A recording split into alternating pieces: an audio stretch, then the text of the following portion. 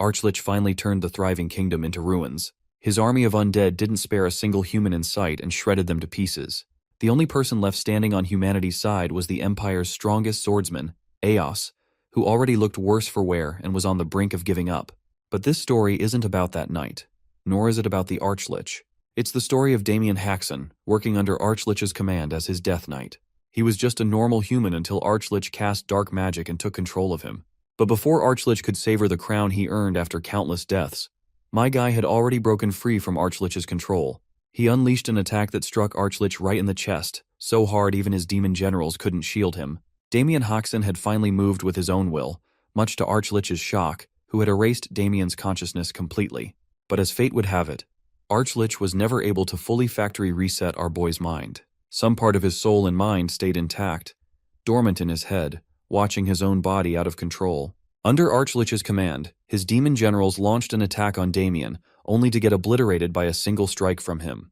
In a last-ditch effort, Archlich played his trump card and summoned God knows how many undead.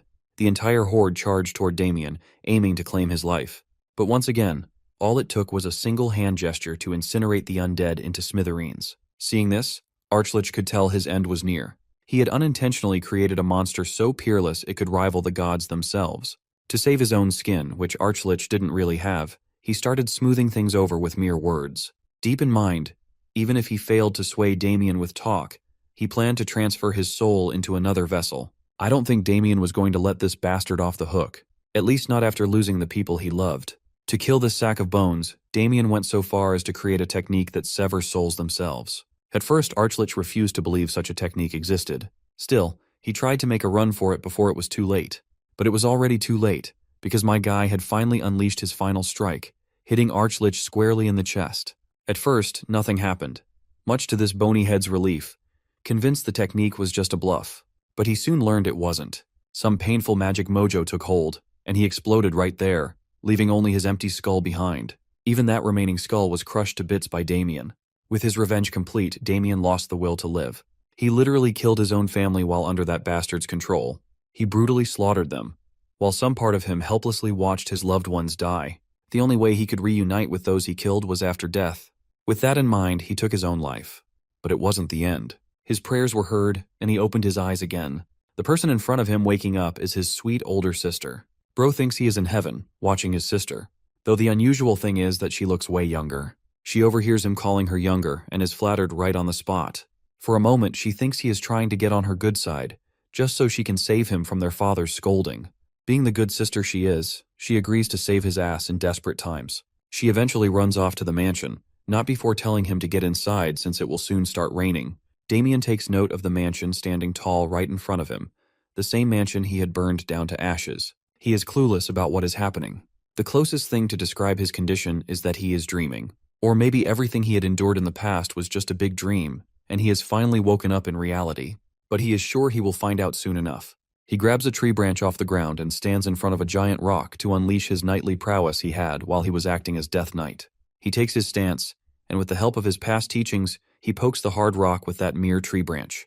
For a second, nothing happens. Then the giant rock shatters into bits and pieces, confirming that what he went through in the past wasn't just a vivid dream. This realization cracks him up, causing him to pull a classic light Yagami laughing pose. He slumps down after laughing so hard, the weight of realization sinking in. What he is witnessing isn't a mere dream, nor was his past experience just a dream. He has returned to the past, a realization that hits him deeply. Let's have a little background on Damien's life at his current age. As far as Damien could recall, he was a clown who always brought shame to the family name with his antics. His father was always there to remind him how pathetic and loser-like a son he was, someone who only contributed by tarnishing the family's name. His antics only brought misery to the people around him. He stomped all over his family's future and even made sure their household's properties got confiscated. Because of his talent for bringing shame and ruin, his father kicked him out. Among all the family members, the only person who still saw Damien in a positive light was his older sister. He never understood why she was always so supportive and concerned, even though he ruined her life by destroying her engagement. Before he left, she offered him some money to ease his journey. He hesitated, but eventually snatched the sack of money and ran away as fast as he could, because he could barely look at her without getting embarrassed. After running away from the family, he finally realized how wrong and cursed his existence really was. The shame and guilt gnawed at him, causing him to have profound, Back in the present, Damien sits on his knees, racking his brain, trying to figure out what triggered his regression. Sure, he wanted to apologize to the rest of his family, but to think his prayers were actually heard, that he really came back to the past is kind of insane. Only a divine miracle could explain this. He looks down at his trembling hands, still shaking from the recoil of the technique he just executed. The technique is called wave breaking, a move that amplifies the impact of a blow several-fold. He learned it after defeating the knight known as the Castle Wall Destroyer. Suddenly, a familiar voice grabs his attention, a concerned servant calling out to him. The guy is clearly here with urgent news. Otherwise, he wouldn't be dragging his heavy body all the way out here in a full sprint. Damien knows he's from the household staff, but for the life of him can't recall his name. Then the name finally surfaces in his mind. Perhaps he is Victor. Victor confirms his name and immediately questions why his young master is still loitering out here, even though Lady Louise personally came to fetch him. According to the servant, the patriarch is boiling with rage right now. Damien, meanwhile, has no freaking clue what he even did to piss his father off this much. But we're about to find out. Back at the Hoxton Viscounty, the patriarch's furious and thunderous voice echoes through the mansion. The man is so pissed that he tries to strike Damien on the spot with an improvised swing. Luckily, Damien dodges just in time, thanks to his honed skills as a knight. Just then, his mother and sister rush in and arrive in the nick of time, grabbing hold of the patriarch before he actually shreds Damien to pieces. Turns out, our boy got kicked out of a bar for causing a massive commotion, once again staining the family name. The whole town is already talking about how the Hoxton heir is a good-for-nothing troublemaker. If it weren't for the mother and daughter duo, the old man probably would have cracked Damien's skull open right there. They're both trying to smack some sense into the furious father. Meanwhile, Damien is having a moment of reflection. He can't even remember the last time he got scolded like this. But now that it's happening, weirdly enough, he feels alive. Let's do some quick introductions. The angry old man is Paul Deesburn Haxon, the mother is Merlita Haxon, and the sister, his sweet saving grace, is Louise Haxon. It might be chaotic out here, but Damien missed this so damn much in his past life. Tears start leaking from his eyes, totally uninvited. The family stares in disbelief. Their son crying like this? That's seriously unheard of. Even Deesburn simmers down a bit. Before delivering punishment, he gives his son a chance to explain himself. But Damien's got nothing. No excuses, no deflections. Well, this response comes out as a shocker to his father. As far as his family is concerned, Damien is the guy who used to weasel his way out of everything with lame excuses. But now, he owns up to everything. He admits he brought disgrace to the Hoxton name. It's all his fault, and he's not ashamed to say it. Deesburn lets out a long sigh. This isn't how things usually go. Still, he's not sure if a bit of sincerity his son is showing is enough to let him go off the hook. With all due respect, Damien says he's ready to make up for what he did. He's willing to do whatever it takes to fix the damage and salvage the family's honor. And once he's done that, he's ready to face any punishment his father sees fit. The declaration leaves his family stunned. He sounds like a completely different person. The father even wonders if the boy hit his head or something. Scene cuts to Merchant City Landwork. Victor and Damien are sneaking toward the pub. The servant is visibly tense, full of apprehension. He's not sure this is a good idea. There are rumors that the pub is backed by a syndicate. If that's true, things could get ugly. But Damien, who was once a fearless death knight, just walks past his servant, casually giving him permission to head back if he's that scared. Victor, ever the loyal servant, shakes his head. He's duty-bound and isn't about to leave his master, especially not because of fear. Damien reassures him that they are only here to talk to the pub owner and sincerely apologize for the mess he caused last time. He just wants to make things right. As he walks, he hopes everything goes as smoothly as he's picturing in his head. He doesn't know how or why he came back to the past. But if some god really gave him a second shot at life, he's not about to waste it. If he wants to break the curse of always ruining his family's future, he has to start taking bold steps. Once he stands in front of the pub's gate, two thugs immediately take notice. They recognize the face and respond cockily and aggressively. Damien can't remember them clearly as it's been so long, but they do look familiar. Without getting aggressive himself, he keeps his tone calm. He lets them know that he's only here to apologize for the chaos he caused during his last visit. The two thugs freeze for a second, unsure how to react. When his words finally sink in, they burst into laughter. To them, it's hilarious to see Damien, the so-called disgraceful heir, suddenly acting polite and respectful. They've always seen him as the shitty elder son of a shitty household. But now, they're forced to admit he doesn't seem that bad. Damien just stands there, silent, listening to them yap. Then they take it too far. They bring up his sister and start saying vile, disgusting things about her. They're willing to accept his apology, under the stipulation that he introduces them to his sister. Creepy bastards leave no doubt about how trashy they are. And just like that, it stops being about apologies. Damien swipes a dagger from one of them so fast that the guy doesn't even realize it's gone. Originally, Damien just wanted to say sorry and leave peacefully. But turns out, he doesn't have that much patience after all. With a clean, precise swing, he severs one of their hands completely. The guy drops to his knees, screaming in agonizing pain once his brain registers what just happened. The other one immediately draws his sword, though he's visibly flinching. Damien's killing instinct kicks in. The dormant death knight inside him begins to surface. And let's not forget Victor in the background, absolutely losing his mind. He's crying out, dreading what's about to go down. The screams of the injured thugs soon grab the attention of passers-by. One guy gets curious about the fight, while the other decides to keep walking before they get caught up in this mess. The thug who still has both hands tries to intimidate Damien with a few shallow threats. He brags about the gang he belongs to, the Black Snake. No one walks away unscathed after messing with Black Snake. Looks like these aren't just random street thugs after all. Even Damien has some memory of this faction. Black Snake is an organization expanding its influence in landwork around this time, and this pub is one of their spots. When Damien complained about their overpriced food back in the day, the only thing he got in the feedback was a brutal beating. Not just beaten, they humiliated him in front of everyone there. Now that he thinks about it, he's the one who actually deserves an apology, not the other way around. Back to the fight, the thug makes it clear that being a noble won't save Damien from the consequences he's about to face. He finally lunges with his sword at full strength. Damien just takes a step back, trips the thug over his feet, and lets the bastard eat dirt. Before he can even finish coughing and get up, Damien's already on him with his dagger. The bastard should be grateful he's only about to lose a leg. If it weren't for his family, wiping these guys off the face of the world wouldn't be hard. With that threat clear, Damien slices off the thug's leg, making him double over in pain. More thugs show up, drawn by the screams. They also seem to be a little shaken seeing the brutality that unfolded there. Only one of the thugs is courageous enough to stand right at the front, while the others hide behind him. He demands to know which organization Damien belongs to, and where he's from. Obviously, Damien denies any ties to any gang. As for why he's here, he is here just to apologize. Though after thinking it over, he figures he should be the one getting an apology. He also has a complaint for the pub owner. This sassy dude isn't willing to entertain Damien's requests. All they want is his identity. Since he's not telling, they fear they'll have to make him speak. The leader orders his goons to charge. The brainless thugs rush at Damien, unaware of what's coming. Damien doesn't even feel like wasting time on these small fries. He takes a deep breath and zips past them with sonic speed, slicing off hands that were never meant to wield swords against him. One dash later, 3 guys are down. Damien is seriously rocked, while the leader of the thugs is absolutely shocked, though that quick dash took a little toll on his young and fragile body. Still, he's got enough strength left to finish off the guy in front of him, and he's ready. The bastard tries to beg for mercy, offering an apology if Damien's willing to forgive. But it's clear this whiny little bitch isn't getting any mercy, at least not until Damien claims one of his limbs. The scene quickly shifts inside the pub, which is brimming with life. But the mood changes fast when everyone notices the whiny guy standing petrified near the entrance. Poor bastard couldn't outrun his doom. As his body falls to one side, Damien stands there, all eyes on him. He wipes blood from his cheek while the customers, who were enjoying their drinks seconds ago, scatter for their lives. Good thing that unnecessary nuisance left right away, leaving Damien alone to settle his score with the pub owner.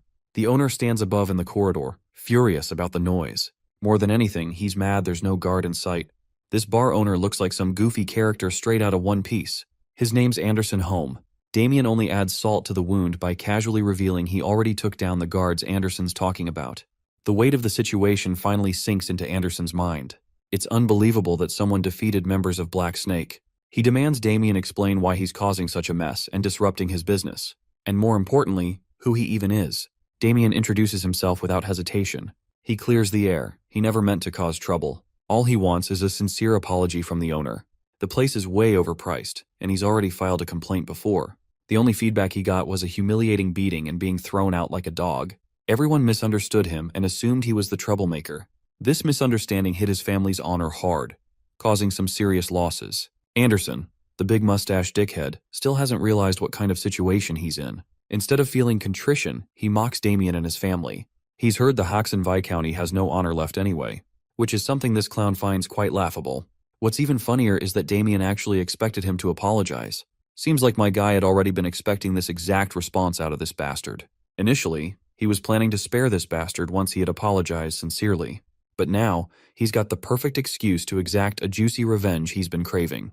He won't forgive this bastard talking trash about his family. In a split second, Damien maneuvers so fast he reaches the bastard standing on the first floor. With the dagger aimed straight, he's ready to yank this bastard's innards out. But it seems like our boy got carried away and let his guard down. Some guy rushes in, bringing a heavy sword down on Damien, knocking him back to the ground floor. The strength behind the blow is insane. The mysterious guy's name is Ted, someone Anderson's been waiting for to intervene. Damien admits this guy's got serious grit. With the strength he's packing, this gets our guy wondering how someone like Ted ended up working at such a third-rate place. Now he's very curious to learn why a knight of this caliber is even here at all. Let's talk about the knights for a moment. The glorious warriors of honor walk the path of martial arts throughout their lives. There's a hierarchy for them, starting off as a trainee and then an apprentice knight. Finally, they become an official knight when their skill level allows for it. The official knights are recognized as warriors capable of utilizing aura, to the point that they're mountain-level warriors, capable of cutting down dozens of creatures ahead of them. They can even cut through castle walls without breaking sweat. In other words, the knights of this story are pretty damn strong. So strong, in fact, that they're considered as transcendent beings. That's actually the reason why the bar owner is out here giggling like a lunatic, because he's damn certain of his victory. Even though Ted is an apprentice knight, he swears allegiance to the leader of the Black Snake organization. With Ted's involvement, the bar owner is confident that our boy won't be able to leave this place in one piece. And yes, the one piece is real. Damien stands on business, confidently questioning Ted's rank. He can finally understand why he felt a hint of aura in their previous clash. But his revelation just now astonishes Ted, who can't believe that someone as insignificant as our boy was able to sense his aura, even when he did his best to conceal it. Thinking about it for a minute, Damien pieces together the reason why Ted even bothers working in a shitty place like this. He thinks that Ted wasn't considered good enough to become an official knight, and was tossed out from the ranks, leaving him no place to go. The verbal assault has already chipped the knight's armor, while the bar owner tries to calm him down by addressing payment. Hearing the word apprentice attached to his rank, Ted's blood starts boiling. Pissed as hell, he bursts with incredible speed to slice down the arrogant noble's mouth, in an effort to punish him for being disrespectful. But without fearing for a thing, our boy simply stands there as Ted's blade is about to slice him down. He evades the heavy strike at the very last second, which means if he hadn't dodged the attack, the enraged apprentice knight would have sliced him in half. Preparing himself for a second attack, the apprentice knight unleashes his swings at Damien. While our boy is dodging without much difficulty, he's starting to grasp on his opponent's skill. From the looks of it, Ted doesn't appear to be an average apprentice knight, demonstrated by his sword ability and precise swings. Bursting with fury, the apprentice knight unleashes a wide slash, which is easily evaded by the young master. Despite possessing some of his combat ability from the future, Damien is having to struggle with his body's physical limitations. He can't make the best out of his current state, and it's a learning moment for him to prioritize managing his stamina. The apprentice knight is getting frustrated that none of his attacks are connecting, so this time, he goes batshit crazy and imbues his body with a glimmer of aura. Realizing what's coming his way, Damien predicts his opponent's secret technique. The apprentice knight launches a linear sword strike, coated with immense power. As the blade is about to pierce his body, Damien calms down, even in the face of imminent death. He wants to respond with a technique of his own, one that can counteract it successfully. Recalling his traumatizing days as the Death Knight, he remembers facing the legendary killer, the one known as the Blade of Death. This assassin was revered as a force of nature, so the Death Knight came to face him. The phantom assassin immediately pointed his blade at the monstrous-looking knight, stating that his intentions of killing him if he didn't run off. Realizing that the Death Knight wasn't going to comply, a sinister side evoked inside of the phantom assassin. The bloodthirsty beast was thrilled to find yet another target to kill. In fact, he wanted to use his secret technique to give a performance unlike any other. Thanks to his perceptive eyes, he was able to analyze the vital points of a human body, utilizing the water inside of it. And then he unleashed the ultimate Kit Kat technique, which he probably learned from Sukuna, slicing down on the Death Knight's body. The best part? He did all of that using a basic wooden sword, which shows the greatness of his technique even more. The Death Knight's torn body rested on the ground, while the phantom assassin celebrated his victory. Little did he know that the Death Knight wasn't going to die that easy. In fact, when he turned around, he saw doom. The creature's body was linking back together, his flesh and organs forming back into one central piece, even after being cut in half. Yup, that's because the Death Knight whipped out the anti-Kit Kat technique from the Heian era.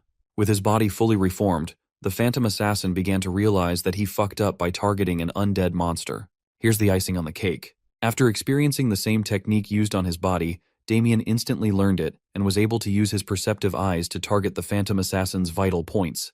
Without even being able to comprehend what was going on, the Death Knight slaughtered the assassin by giving him the same treatment. Instant karma, and he did it without a sword too. The maniacal assassin experienced excruciating pain, all the while being unable to comprehend how someone was able to copy his secret technique. And that leads us back to the present. A similar expression is worn by Ted, one of despair and defeat.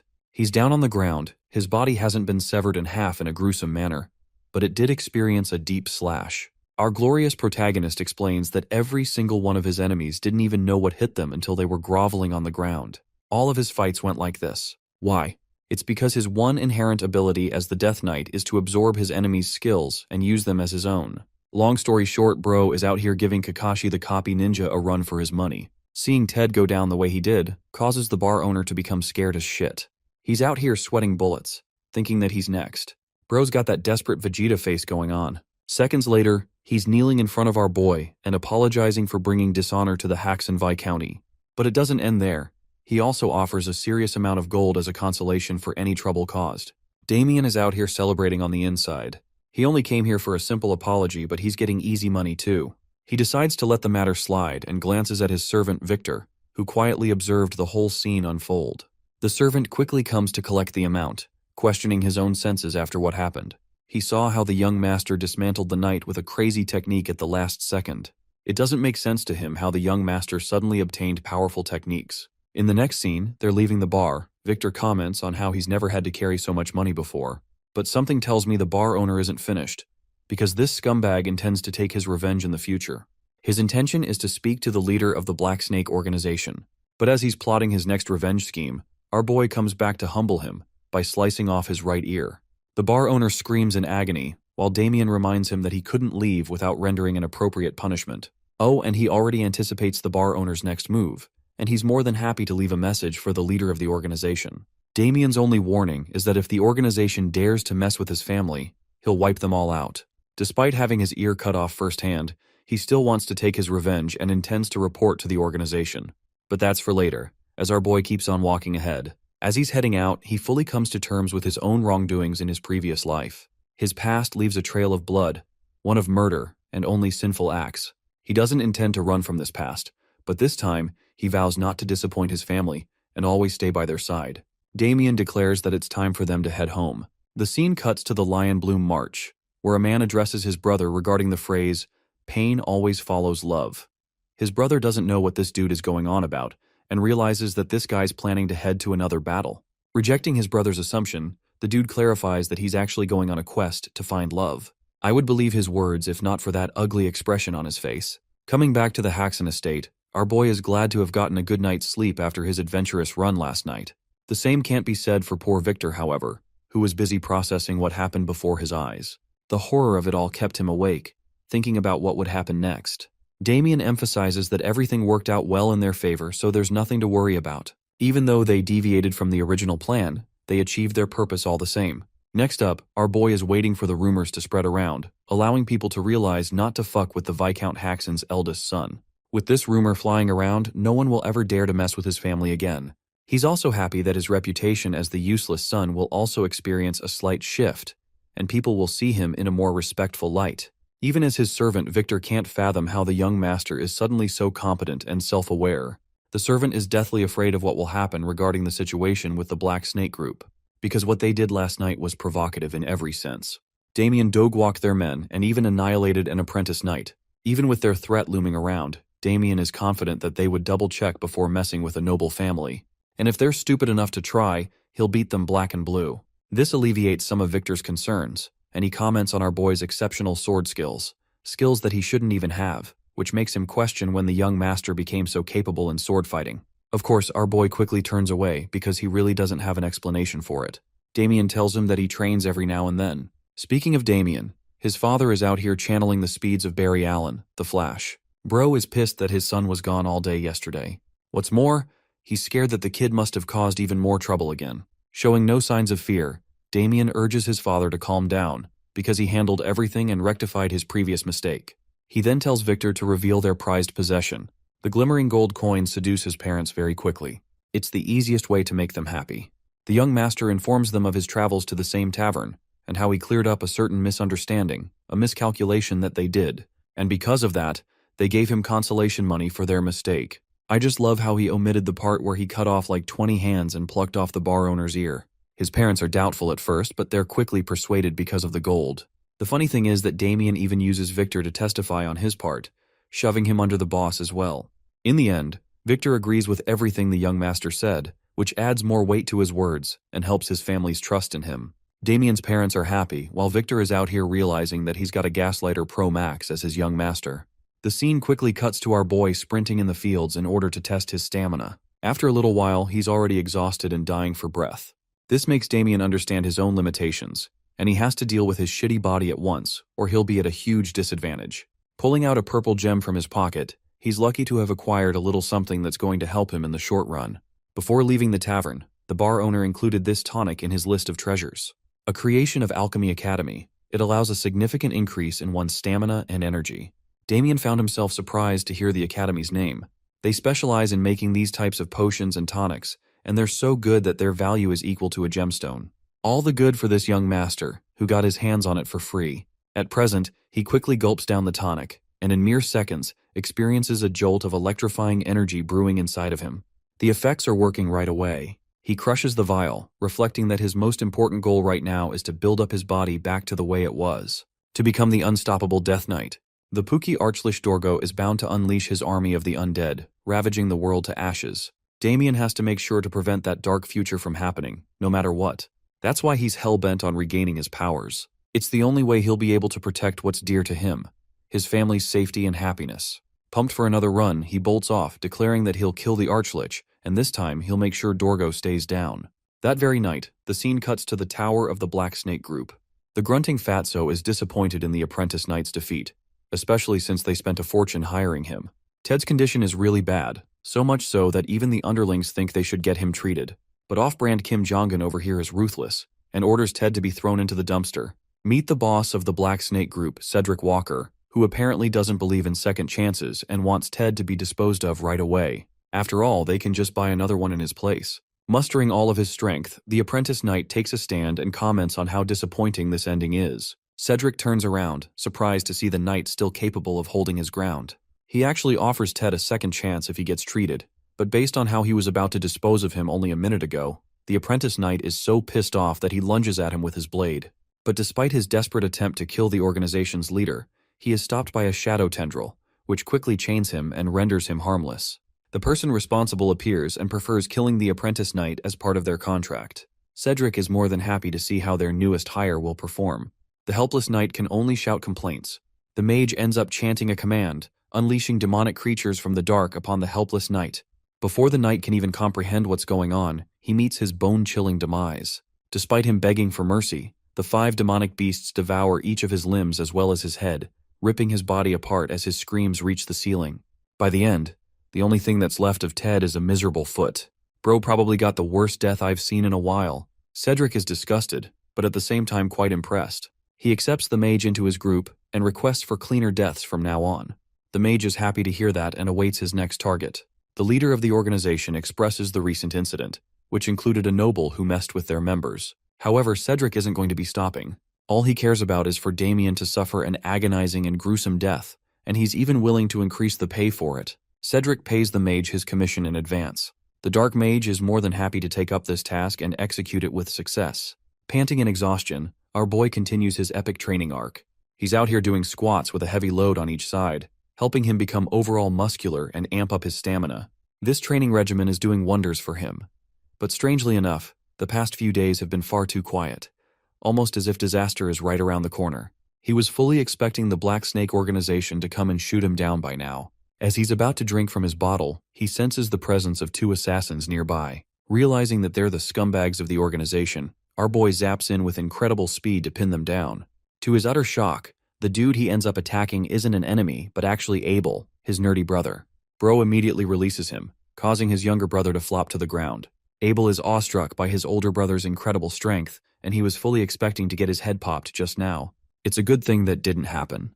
Damien apologizes and offers him a hand, sharing that it was never his intent to treat him like this. Instead of accepting his older brother's apology, the nerdy brother reveals that he learned about Damien's situation at the bar, and how he got an apology out of the owner.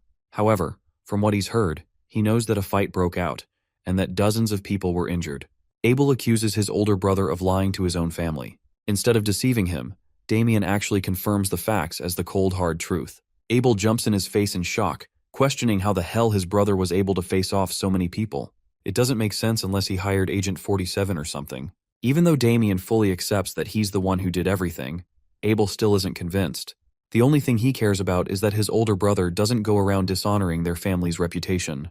They're already sick and tired of cleaning the troubles he's caused in the past. Fully understanding his little brother's annoyance, Damien pats him on the head, reflecting that his little brother has a pure heart and has always wanted the best for his family. That's why he doesn't find himself annoyed at his attitude. In fact, he smiles at Abel, stating that there's nothing for them to worry about anymore. Their meeting is interrupted by Victor, who comes in panting to deliver some shockingly bad news. His sudden announcement causes both of the young masters to grow alert. In the next scene, they quickly dash into the family estate and burst open the door, only to find his parents sitting opposite to a certain man. This is the same dude from earlier, who wanted to go on his quest for love or whatever the heck he means. Seeing Damien arrive so quickly, the arrogant man expresses his innocent intentions of sharing what happened at the banquet hall. Meet Erwin Lionbloom, the evil and beta version of Erwin from Attack on Titan. Unfortunately, he shares some terrible ties with our protagonist. To understand what happened between them, we'll have to go back to the past. At the banquet hall, he and Erwin had a little beef. Apparently Damien was offended by something, while the calm and collected Erwin only riled him further. The drunk troublemaker reminded everyone that Erwin insulted his sister and spoke badly about him, so he has every right to take offense. Then again, Erwin smartly took advantage of our boy's drunk state and pinned the blame on that. To make matters even worse, this bastard went right up in his face to call him a retard, and reminded him that even if he did say all of that, Damien couldn't do shit about it anyway. It came as a shock to our boy's system. At the time, he made the biggest mistake he could possibly make in that situation. He chose physical violence and punched the bastard away. To be honest, that punch felt really satisfying, even if it was the wrong thing to do in the hall. Even after eating a clear hit to the face, the noble released a victorious smile, implying that he always wanted the situation to turn out this way. And that brings us to the present. Damien fully understands that Erwin deliberately chose to get hit, because he's actually pretty damn skilled, close enough to become a knight, so it would have been easy to dodge. As it turns out, the slimeball was waiting for this moment. In this family meeting, this man boldly tells our boy's parents that he shares admiration for Louise, their daughter. At first, the Viscount doesn't get what Erwin is trying to say. That's until Captain Douchebag over here boldly declares a marriage proposal between him and Damien's sister. The announcement rocks the Haxon family to their very senses. Damien internalizes his frustration, knowing that this is the exact sequence that took place in his previous life. The bastard took advantage of his family's poor circumstances. Erwin doubles down by saying that he'll forget what happened at the banquet hall, but only if they become a part of his family, therefore preventing any bad blood between the two houses. However, his father firmly denies such a proposal, like the gigachad he is. Erwin's frustration grows after discovering that Louise already has a fiancé set for marriage. But then comes the issue of his humiliation at the banquet hall. Erwin reminds the Haxon family that they won't be able to deal with the consequences that come with denying his proposal. It will end in a wrathful outcome. The scumbag offers them a final dilemma. It's either they choose him for their daughter, or they suffer the consequences. This is truly a difficult decision for the Viscount to consider, knowing that the Lionbloom family is tremendously powerful among the nobles. Even then, he knows just how shitty of a person Erwin truly is. His father's instincts just can't allow something so disgraceful to happen to his daughter. Suddenly, Louise herself makes her presence known, offering herself as the sacrifice and accepting the terms of marriage. Seeing their own daughter sacrifice herself like this causes the Viscount to break down. He tries to assure her that they'll find a way out of this, even though Abel is pissed off and admits that his sister doesn't have to deal with the trouble Damien caused. Seeing her take a stand for the sake of her family even causes Damien to feel sad, but the brave girl maintains her smile, promising to go with Erwin. The whole situation is a great reminder for our protagonist, a reflection of his past mistakes summarized in one scene. Because of the problems he caused, his sister had to bite the bullet. Now that the situation has wrapped up in his favor, an evil smile crosses over Erwin's face. He's glad that they made the correct choice. As he prepares to leave, he tells Louise that a formal request will be officially sent so they can discuss details. But as he's talking all that shit, the devil himself appears before his eyes, glaring down at him. I think anyone who has a sister would have the same expression as our boy after what happened. Mocking Damien openly, Erwin calls him his brother-in-law. Damien doesn't give a damn about him, but the fact that he ruined his sister's life in the original timeline is enough motivation for him to prevent the same from happening again. Louise can't believe that her brother has taken a stand for her. He mumbles something incomprehensible, something that the arrogant blonde noble doesn't even comprehend. What he does comprehend is a Mike Tyson uppercut that launches him to the damn sky. While it's true that Damien shouldn't have fallen for Erwin's provocation again, he just can't sit around waiting for this bastard to tear his family apart. The noble's body hits the ground, while our boy declares his stance strongly. He won't let Erwin do what he wants.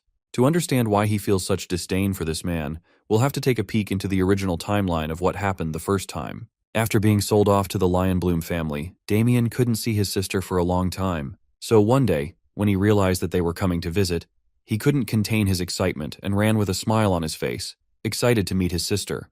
Things took a truly terrifying turn, because the moment he arrived, his body shuddered in despair. Before him was his beautiful sister. Her hair was pulled like she was some kind of animal. Erwin dragged her for always complaining about her shitty family. He was pissed that she even dared to threaten leaving him. Oh, but he didn't stop there. To truly educate her and make sure she never defied him again, Erwin prepared himself properly as the innocent girl shuddered in fear. Locking in a fist, he abused her brutally as the poor girl wailed in pain. Just watching that sight broke our boy from the inside. He couldn't even protect his sister, and he's the one who got her into such a state in the first place, all because of his actions at the banquet hall. From then on, a deep hatred took root inside of Damien's heart, a hatred designed specifically for the bastard known as Erwin Lionbloom. That brings us back to the present, where he's just finished uppercutting this man into a knockout. The entire family is shaken. The Lionbloom guards concerningly show up after hearing the sound of their young master moaning in pain. At once, they unsheath their weapons to seize the person responsible for hurting the young master. Damien gave them one look and realized that they're his escort guards. Speaking of the bastard, Erwin snickers like the little pest he is and gets back up. He's done being bitch-slapped twice in the face by now.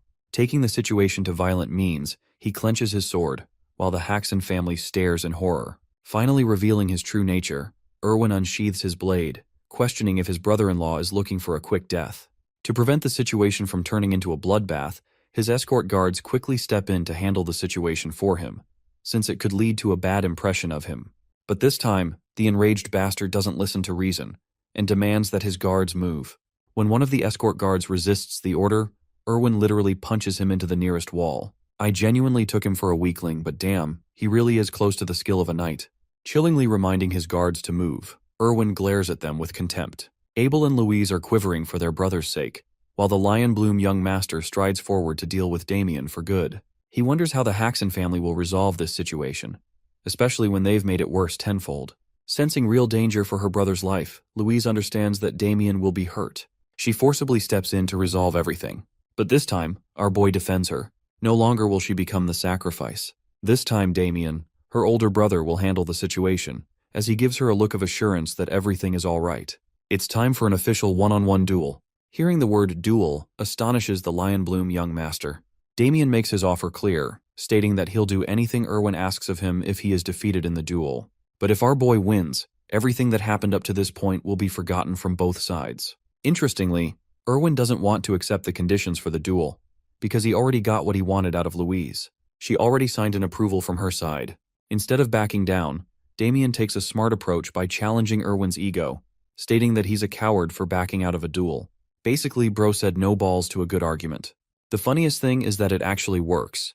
Erwin considers accepting the duel simply because he thinks he'll mop the floor with Damien in a real battle, finding this as the perfect opportunity to crush Damien forever and then steal his sister from him. The sadistic bastard points his blade and accepts the duel.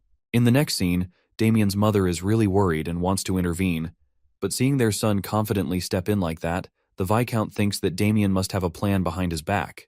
That's why they have to let their hopes rest in his hands. Unfortunately for them, Abel knows just how despairing this situation truly is. He is the only person here who fully understands Erwin's skills, comparing him to an official knight. So from that perspective, this is a losing battle right from the beginning. The arrogant young master wants to kick the battle into motion, but he's stunned that his opponent isn't even interested in using a sword. Damien assures him that he'll be all right. In order to fully humiliate the guy, bro brings out his trusty fork. Ah yes, the ultimate fork sword. The only weapon that can compare to the ultimate stick of destruction. Seeing the damn fork in his hand, Erwin is at a loss for words while Damien's family is out here dying on the inside, questioning what the actual flip he's going to do with that. Erwin straight up laughs in his face, finding it reasonable to assume that his opponent has already accepted defeat. He thinks Damien's gone crazy out of terror. With full confidence, Erwin lunges into the fight, intending to cut him down. But to his utter shock, the first swing misses Damien, who evaded casually. To complicate his attack pattern, Erwin launched multiple swings, unleashing his technique, the fierce roaring lion sword. Bro's got his own Susanoo over here. Anyway, the destructive blow is all smoke and mirrors, because by the end of the attack our boy's feet are still firmly planted on the ground. He's deflected every single strike. Even the escort guards are at a loss for words, not knowing if their young master is playing around or if his opponent is really that good. To deconstruct what happened, we take a look at Erwin's point of view. In that brief time window from when the technique launched, our boy danced around each of his swings, without even getting hit once. As for Damien, he's glad that his physical training has been paying off. Thanks to his increased stamina, he can now keep up with fast movements without gassing himself out. Need I remind you guys that he's doing all of this with just a damn fork? But also, he has gained an understanding of the Lionbloom family's swordsmanship thus far. Here's the neat part. In the original timeline, the Death Knight Damien actually faced off against the eldest son of the Lionbloom family, Michael Lionbloom, and this guy was a force to be reckoned with. Compared to that, his little brother is disappointing and much weaker. That's why the current Damien isn't having any trouble facing him. Erwin's blood boils as he sends off waves of aura, refusing to accept that it was skill that allowed Damien to dodge his techniques. Unfortunately, the invoking of aura is dangerous for anyone to deal with, so our boy is faced with yet another puzzle. How will he avoid this? Erwin Lionbloom races at incredible speeds to jump right in front of the target, ready to deal a killing blow. In this delicate moment, Damien considers and selects the Sword Saint technique from his list of techniques, and decides to use it. A proper clash breaks out, except Erwin's world breaks into pieces when he sees a mere fork blocking his sword, and even overpowering it to some extent. He can't even fathom what's going on. Before can even process the situation, he is struck with our boy's secret move, the countless Thunder Shadow revelations. Using that move, the ultimate fork of destruction flings the sword away with ease. It's Erwin's ultimate fall, as Damien hastens to end the fight with a fork in hand. The fork stabs the arrogant noble in the neck, ending the battle. Every single person in his family gasps in horror. You guys might be thinking that a fork was used as a murder weapon just now, but it turns out that our boy is quite generous. He only poked Erwin's neck, as if to warn him that he could have done more. Even after receiving a tiny stab, this dude starts freaking out like a little bitch. Of course, in his heart, Damien really would have wanted to kill him and erase the disease from the world. But he knows that he must choose his family's side this time and let this situation slide. So he concludes the duel, declaring himself as the clear winner and asking if little Erwin over here has any issues with that conclusion. Shuddering like a puppy, the arrogant noble has been reduced to a harmless doll. Damien straight up tells this dude to get lost as the scene comes to an end. If you guys think the way Damien handled that humiliation was satisfying, then like the video and show your support. After the duel, the family shares a quiet breakfast the next day. Having finished his meal, our boy gets up to leave for his training. With him gone, the family sulks in sadness.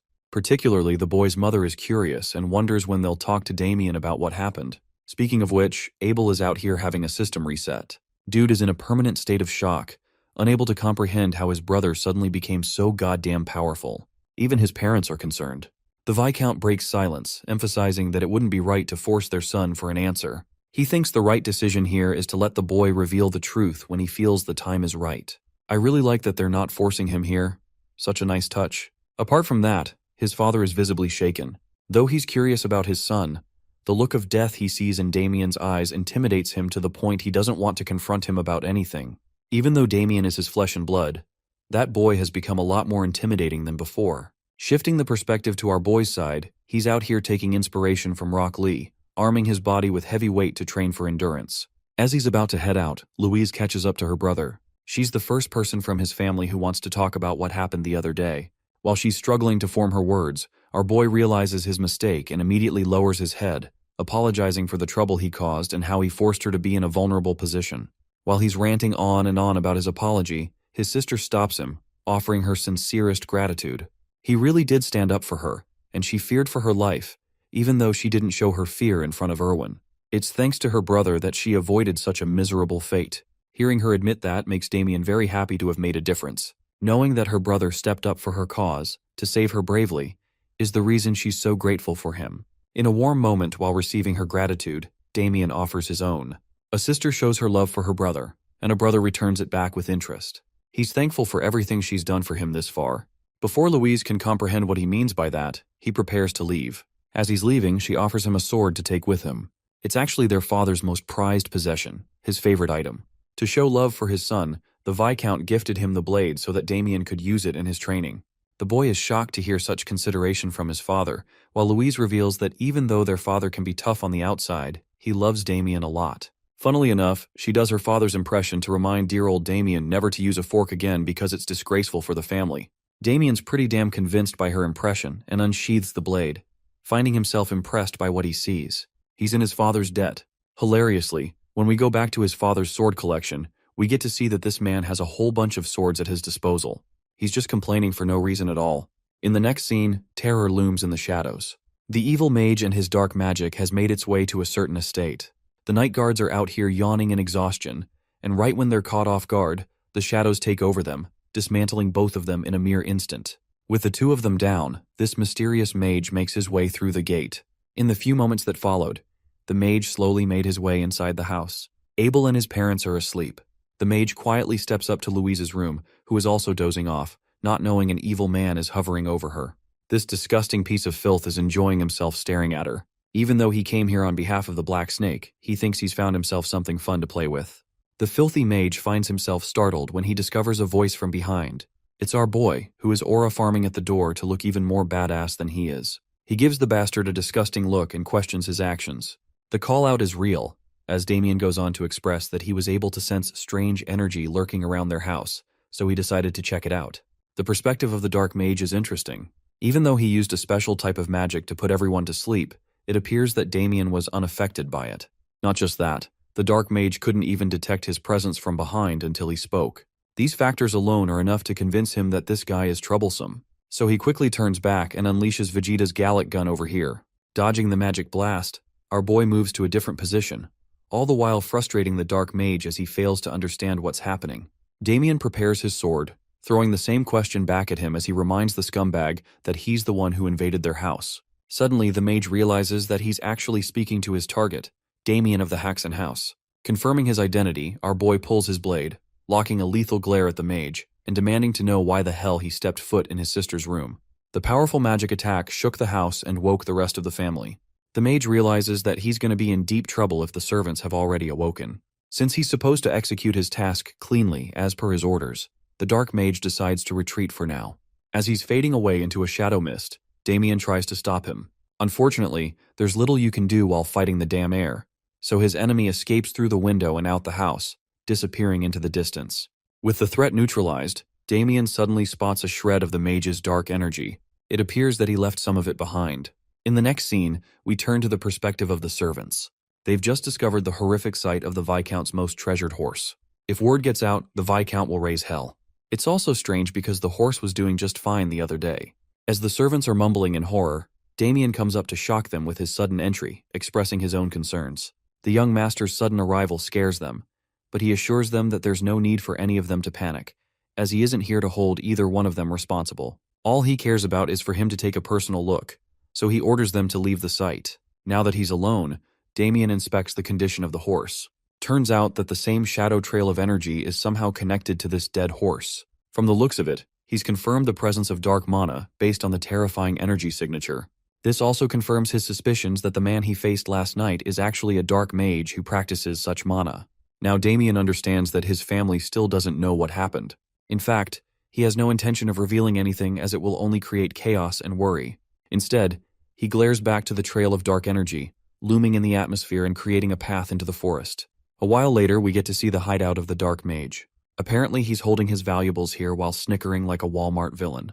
It's actually because Cedric recently sent him all of the things he asked for. He lied to the Black Snake's leader, stating that it's a curse, but from how much inventory he received, the dark mage is glad that his experimentations will continue down the line. At the same time, he feels disappointed in his own talent. He's having to struggle with bottom-tier requests just to earn a bit of money. Then again, it's the only choice he has, especially when the Holy Church is already on the lookout for him. It's imperative for the guy to keep a low profile, or so he thought, because following the same trail of dark energy, our boy happily shows up. Think of it like returning a favor for invading his home. He calls out the disgusting stench. I bet it's comparable to that one stranger on the bus ripping one out and killing everyone with their mustard gas. The dark mage can't believe his eyes. The eldest son of the Viscount, the man he fought yesterday, has just showed up to his doorstep. It bothers him that Damien managed to discover his little hideout.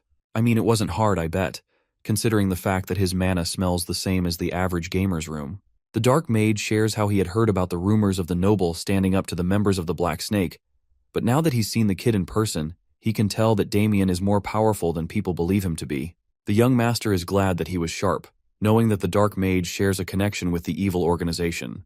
The Dark Mage confirms this, revealing that a part of their deal is to make sure Damien suffers an agonizing death. Hearing this makes him laugh, as he declares what's about to happen, pointing out that the mage will die for taking on such a request.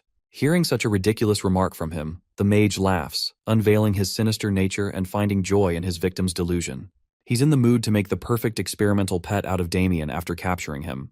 The swordsman prepares his sword, assuring the mage that it won't be the case, because in this life, he promised himself that he won't kill anyone unless absolutely necessary. However, the only exception to his rule are people as heinous as the Dark Mage, who are the definition of filth and disgust. Damien's more than happy to wipe them off the face of the planet. The Dark Mage is astonished yet again by the boy's knowledge, but he thinks it's all meaningless and blasts him multiple magic circle attacks. He's not going to let the Viscount's son escape at any cost. But lucky for him, our boy doesn't share that intention either. Looking cool as fuck, he sweeps right in with an incredible lunge and connects a clean upward slash, cutting his opponent in half. Diseases are hard to kill, and just like a bad disease, this guy is also hard to kill. Despite being split in half, he simply disintegrates into the shadows, reassembling his state. Damien internalizes that his opponent is using the same ability he used back at the estate, and that this guy is actually pretty damn strong, even if he took up a lower tier request to kill someone. Maniacal laughter releases from his mouth, as the Dark Mage assumes his victory, maintaining that he won't be cut by ordinary means. So in order to deal with a pest like him, Damien decides to go ballistic and renders numerous cuts to make sure nothing remains. Even though it's a good effort on his part, it still doesn't change the fact that his opponent's body can reassemble with ease. The Dark Mage thinks he's dealing with someone powerful, but he makes it known that the moment Damien walked inside his hideout, he sealed his own fate. Speaking of sealing his fate, the scumbag uses the same attack he used against Ted, restraining Damien in place and letting his little demons of death devour the rest. The thing is, the Dark Mage knew that the church was on his tail, so he doubled down on his preparations with advanced spells. From the looks of it, the situation is getting really tense. Even our boy is tensed up considering his circumstances. The mage grimaces in victory, laughing at the demise of his opponent, who will regret challenging an officer of the Yulin rank. With Damien restrained, he's moments away from being ultimately devoured by the creatures of the dark and meeting the same fate as the apprentice knight. The tendrils of dark mummify their victim. It's like watching a spider webbing up its prey and tangling it into place. The Dark Mage returns to his tangible form and calls Damien arrogant for being reckless with his approach. He also remembers Cedric's order to make his target suffer as much as possible, which is made successful by the fact that he'll torture him for a long time. This bastard is also out here celebrating that now he can feast on the beauty he saw at his house without any interruptions. That's until Damien drops a little surprising note for him. He breaks apart the decomposing curse spell that he just used.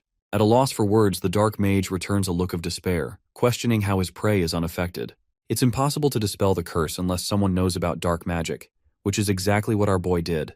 Here's the thing though, even Damien is taken aback by what he did. I guess his regression powers kicked in, because it appears he awakened an authority insignia on his body, even though he shouldn't have it at this point in the past.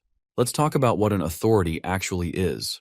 In this world, it's known as the power of a god being gifted to mortals. In this case, Dorgo favored his Death Knight so much that he infused the strongest magic and binded it into him. Even after giving him indestructible magic and power, Dorgo was left unsatisfied. He wanted more out of his Death Knight, the ultimate servant and the sword of evil. Hence, he decided to slit his own hand, unleashing a part of his dark power, turning the Death Knight into an ultimate weapon. A column of dark mana pulsed upon the Death Knight. Dorgo forced his authority upon him, and with a final hand sign, he imbued all of it into Damien's body, carving an insignia on his hand.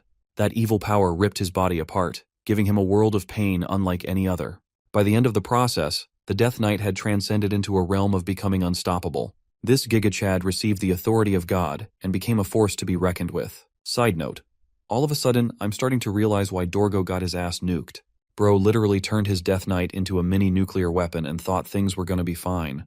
Back to the present, Damien remembers the mark of the authority of greed. It's his power as the Death Knight resurfacing again. Before he's able to process it fully, another magic blast comes his way, which he quickly evades. The Dark Mage raises an immediate question for him. Just how the hell was he able to survive his decomposition spell? Being a good sport, Damien funnily says that he had a trump card, and that's why. The most convincing explanation is actually the power of plot armor, and the author makes sure to slide that part in. Back to the battle, Damien has now gained an understanding of his opponent and his connection to Yulan. This Yulan is actually another organization, an even more sinister one that practices assassination using dark magic. Compared to them, the Black Snake is nothing. It's not a surprise that this guy is actually pretty damn skilled. The Dark Mage assesses the situation too, internalizing that he can't let this battle drag on for any longer, especially when his opponent is unpredictable. Even though he wanted to save his ultimate weapon for the church, he thinks it's an appropriate time to whip out the good stuff. With his bracelet glowing a bright green, the mage unleashes a wave of mana, exuding from his body as he slowly loses control of himself. Even Damien notices that this guy is using a dangerous amount of dark mana. From his understanding, the bracelet appears to be some kind of artifact to store mana. Well, things go from 0 to 100 really quick when this guy uses his full power. He summons an illusory beast that I don't even know how to describe. Let's call him the Ugly Five Eyes. Having lost control, the Dark Mage roars the demise for his opponent and declares Damien will burn in hellfire. The creature of destruction fully swarms in and connects against our boy's body. With a direct hit like that, the Dark Mage once again assumes his victory. How could anyone on Earth possibly survive such a hellfire after all? Hellfire is something that can't be expunged, even after one's death. Using the power of plot armor once again, Damien breezes through the green flames, pointing out the mage's miscalculation.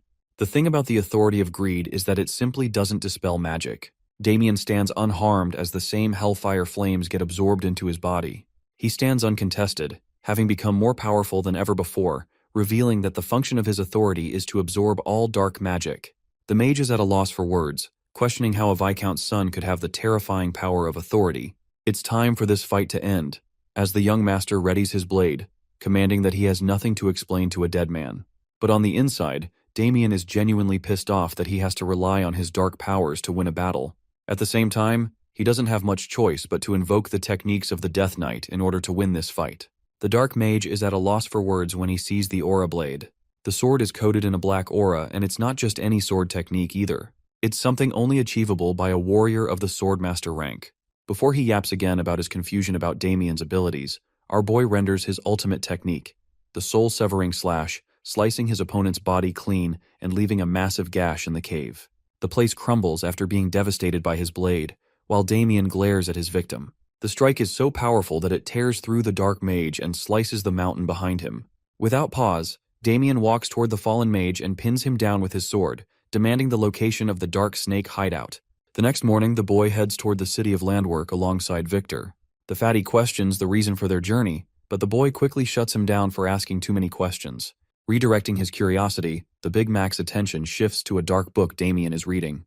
The boy claims it's a grimoire of dark magic he recently acquired, though in truth he knows it came from the dark mage he took down. Victor remains skeptical, knowing such grimoires are incredibly rare and difficult to acquire.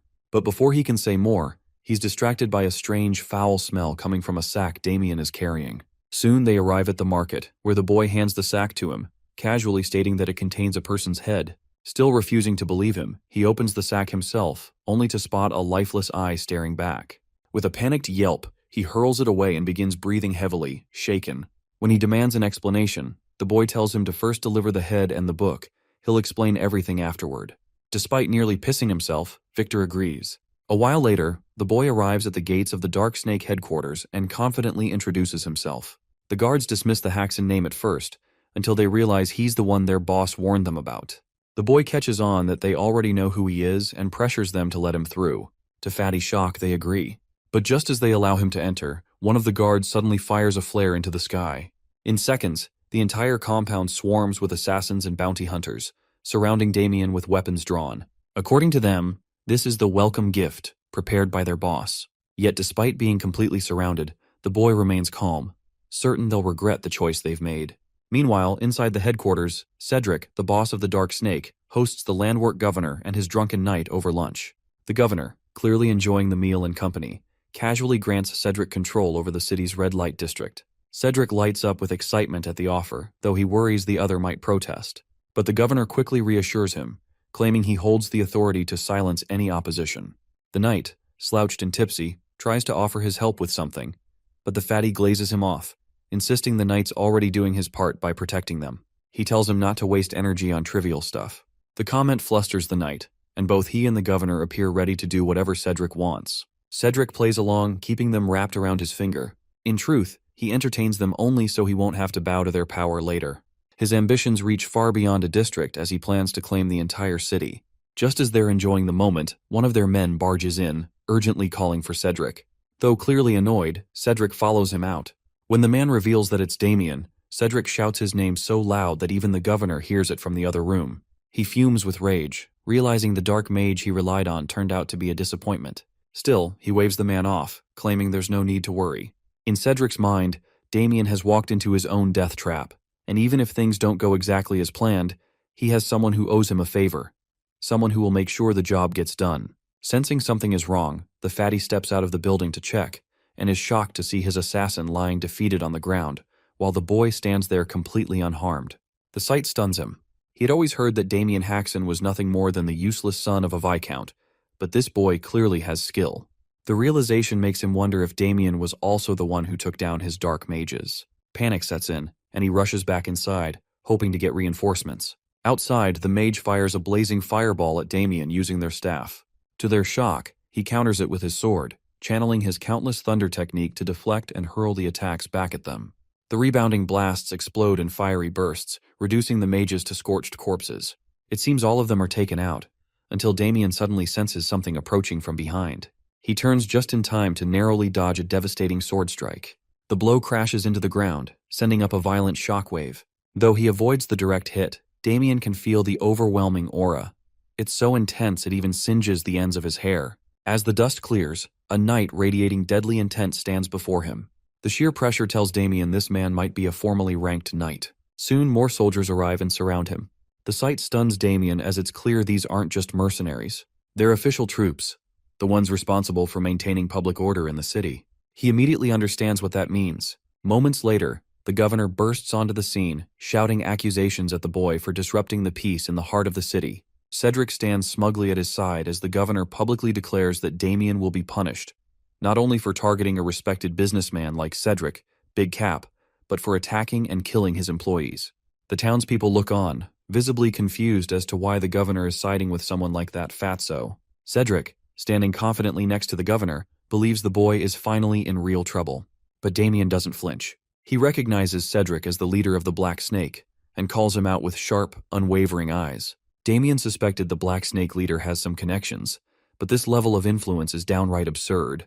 He openly calls out the governor for supporting someone like that double cheeseburger of a man.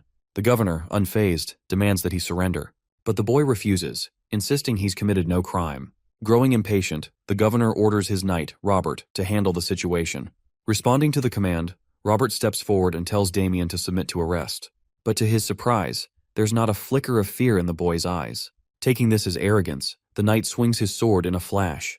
Damien narrowly dodges, and the strike crashes into the ground, sending rubble flying. Though he's provoked the knight, Damien knows this won't be an easy fight, not at this level.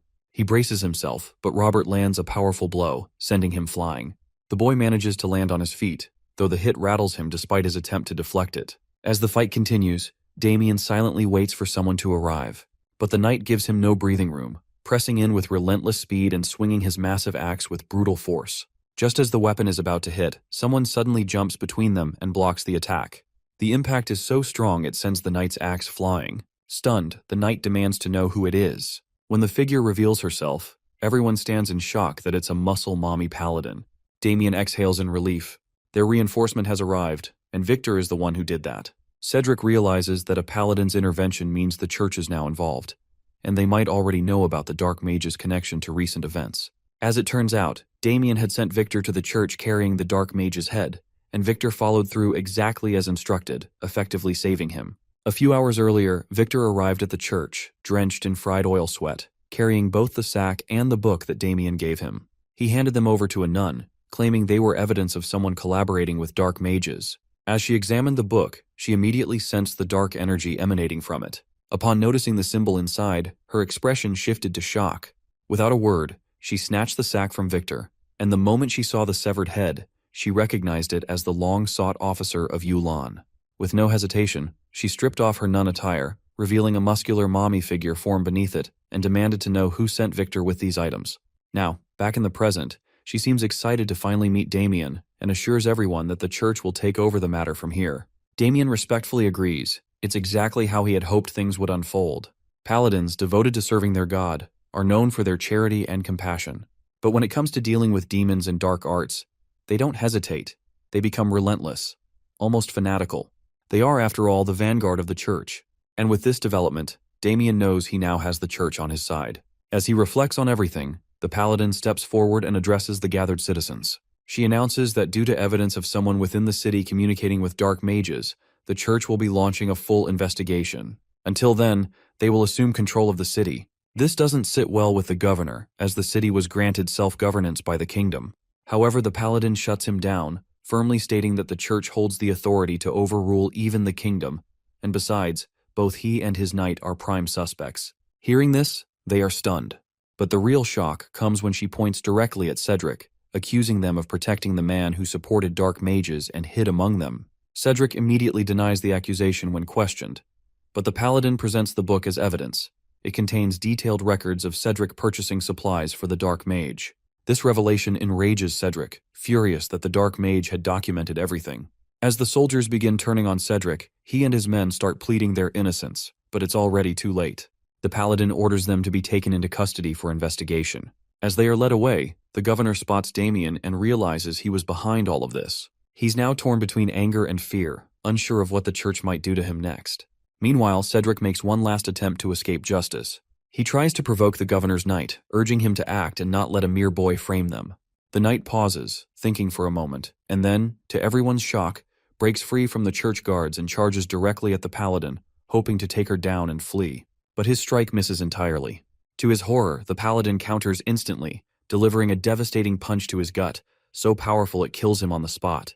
According to the paladin, anyone who stands in the way of God will be punished according to divine will. After witnessing the knight's fate, Cedric wastes no time and drops to his knees while the governor still resists. Meanwhile, the boys are simply enjoying the spectacle, watching the leader of the Black Snake Gang kneeling in front of the crowd. For that, the boy quietly thanks Victor. From his observation, the paladin is even stronger than he initially thought. Judging by her aura and presence, she's likely an Azure Flame apprentice. The Azure Flame is known as the strongest warrior in the church, famous for taking down numerous powerful enemies. As Damien gets lost in thought, the paladin calls him out by name and thanks him for eliminating the dark mage of Yulan. She assures him that the church will acknowledge his efforts and that he won't be charged with anything.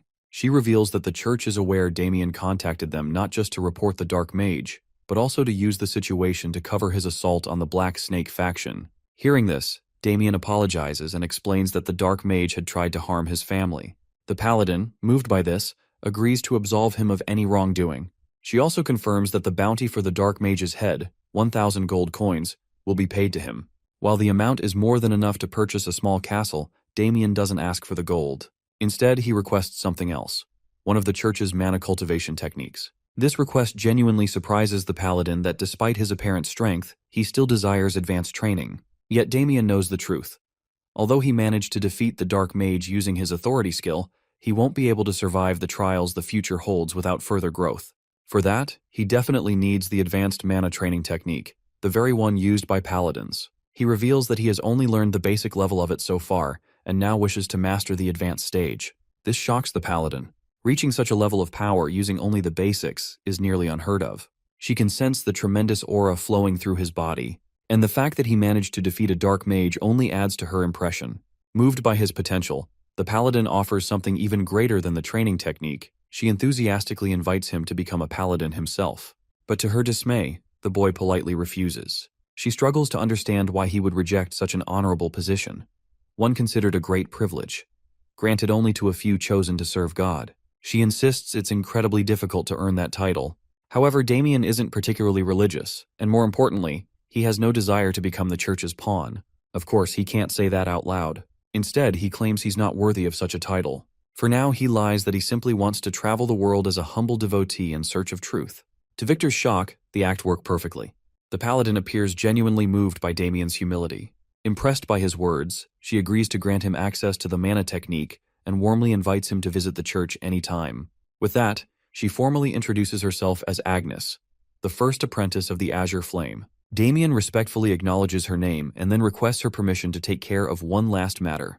She's a bit puzzled, until she sees him walk over to Cedric and, without hesitation, punch the fat straight out of him. He follows up with a brutal kick that sends Cedric flying across the street. Only then does Damien finally feel satisfied. With that, he and Victor have accomplished exactly what they came for. Meanwhile, at the Lionbloom family estate, Erwin's father rushes to his son after hearing about the incident. Erwin, trembling in fear, claims that Damien tried to kill him with a fork. This enrages his father. He demands to know who dared lay a hand on his son. To his shock, the guards reveal it was Damien of House Haxon. This intensifies his fury. The idea that a so-called lowlife like Damien managed to beat his son using what he considers cowardly tricks drives him into a rage. He begins smashing furniture around the room, completely consumed by anger. In a fit of vengeful fury, he orders his men to drag Damien to him like a dog immediately. Meanwhile, at the Haxon household, Paladin Agnes arrives with her men and greets Damien's father. Upon seeing them, his father immediately grows angry, furious that his son not only caused trouble, but also brought what he calls a group of lunatics into their home. Agnes, remaining polite, informs him that their presence is related to the investigation of a heretic. Despite his irritation, his father grows visibly concerned about whether their house can accommodate 4 additional guests. However, his house somehow expands magically when she offers some gold. Later, as Damien's parents retreat to their room, Agnes thanks Damien for allowing them to stay. Internally, he never expected her to make such a request. To his surprise, she has another one. Even more unexpectedly, she wants to ask personal questions about him, apparently as part of spreading the gospel. His parents overhear the conversation and immediately begin misinterpreting it as something flirtatious, which only makes Damien more embarrassed. Eventually, Agnes gets to the point. She hands over the mana training technique he requested and, in addition, gives him a matching sword technique, explaining that both complement each other perfectly. These 2 books, a destructive sword style and an advanced energy cultivation method, are unlike anything Damien has seen, even in his previous life. As he begins skimming through one of the books, Agnes starts yapping about how difficult it was to acquire them. She continues talking, making sure he knows she went out of her way to help. She even reveals that after reporting everything to her master, the Azure Flame himself expressed interest in Damien joining the Paladins. With that, she once again invites him to join their order. But our boy, as always, declines. Agnes doesn't press further. She simply smiles, offers her help if he ever needs anything, and then leaves. Watching her go, Damien grows uneasy, as one thing becomes clear. She's a true fanatic. Elsewhere, inside the ruined cave of the Dark Mage, church investigators carefully examine the remains. One of them appears visibly shocked as he still can't believe that a kid like Damien managed to defeat a mage trained in dark magic. The other investigator shares the same doubt, but points out that Lady Agnes hasn't raised any concerns about it. Still, the situation troubles both of them. As they discuss, Agnes herself arrives and addresses their concerns directly. She acknowledges that their skepticism is understandable, but insists she's confident Damien is telling the truth. One of the investigators argues that they still can't grasp how he did it. In response, Agnes reveals that they already heard the full account from Damien himself. She explains that on the day his servant delivered the severed head, she also had her doubts about his abilities. That's why she stayed behind and secretly observed him when he was later ambushed by assassins. To her surprise, Damien completely overwhelmed them. What shocked her the most was seeing him deflect a fireball with nothing but his sword. Hearing that, both investigators are in disbelief. However, Agnes explains that she's heard of warriors who, upon reaching a certain level, can deflect magic attacks with raw skill and aura control. One of the investigators speculates that Damien might be a swordmaster, but Agnes remains unsure, though she firmly believes he's at least a gifted warrior. She also reveals that after Yulan's defeat, she considered taking Damien with her to meet her master, believing he could be a valuable asset to the church. With that, she firmly orders them to stop doubting and focus on their work. Outside the Haxon estate, an official knight of House Lionbloom arrives, leading 2 apprentice knights behind him. He confirms the location, and one of the younger knights nods in acknowledgement. The leader then repeats their mission, to arrest Damien of House Haxon. According to him, it should be an easy task, but he makes it clear that he intends to make them suffer. For him, this is personal revenge for Erwin's humiliation. Just as he speaks, he notices an oldie barely on 1 HP walk by. He calls out to him, asking if he's from Viscount Haxon's household. When the old man confirms, the knight, without hesitation, cuts him down in a flash. Wait, what did Gramps even do? F's in the chat. The knight thinks it's disrespectful for a mere servant not to bow before the lion crest. Meanwhile, the apprentice knight quietly realizes that the old man might have been blind. But the commander doesn't care. Without a hint of remorse, he orders his men to drag Damien out of the estate and to kill everyone else once they're inside. Upon receiving the command, the knights charge forward, heading straight toward Victor, who's casually standing at the front gate. busy cleaning. Deep in the forest, Lady Agnes's team stands together, casually chatting. Agnes explains that the site ended up collapsing, which made it harder to gather as much intel as they'd hoped. Still, she assures them it's fine since everyone did a solid job. But then, out of nowhere, something catches their eyes. Something that stops them dead in their tracks. Upon a rock sits a lone figure, calmly manifesting magic in the most mesmerizing way. Their jaws drop as they watch, stunned. Agnes stares in disbelief, wondering what on earth is happening and how he's even doing it. She finds the whole thing remarkable, even though she has no clue what kind of technique it is. In her mind, she starts piecing things together. That destructive energy technique she handed to Damien must be a cultivation method, and if taken to its highest level, it supposedly allows the user to absorb surrounding mana freely. What shocks her most is that he's reached such a height in just a matter of hours. As Damien snaps out of his focused state, he looks down to see 3 wide-eyed onlookers, Agnes and her team, staring up at him like curious baboons. Agnes can't hold herself back. She bolts straight to him. Damien, calm and casual, glances her way and asks if they're done with their investigation.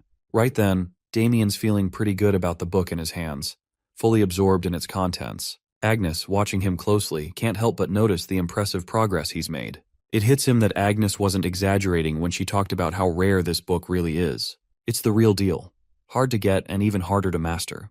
As a swordsman in his past life, traditional sword techniques don't hold much meaning for him anymore. But this cultivation method is a game changer. Something truly useful, even for someone like him. Come to think of it, the destructive energy technique was specifically designed to compensate for the insane mana drain caused by the destructive sword technique. Thankfully, it's built differently. It collects mana way faster than most other techniques, and can even temporarily pull in external mana from the surroundings. That alone makes it a powerful asset, especially for someone like Damien who needs fuel for high-level combat without burning out. Lady Agnes and Damien catch themselves locking eyes, and for a brief moment, everything seems to pause. The snow-white beauty blushes softly, while the weirdo himself breaks the silence, casually pointing out that it's already dinner time.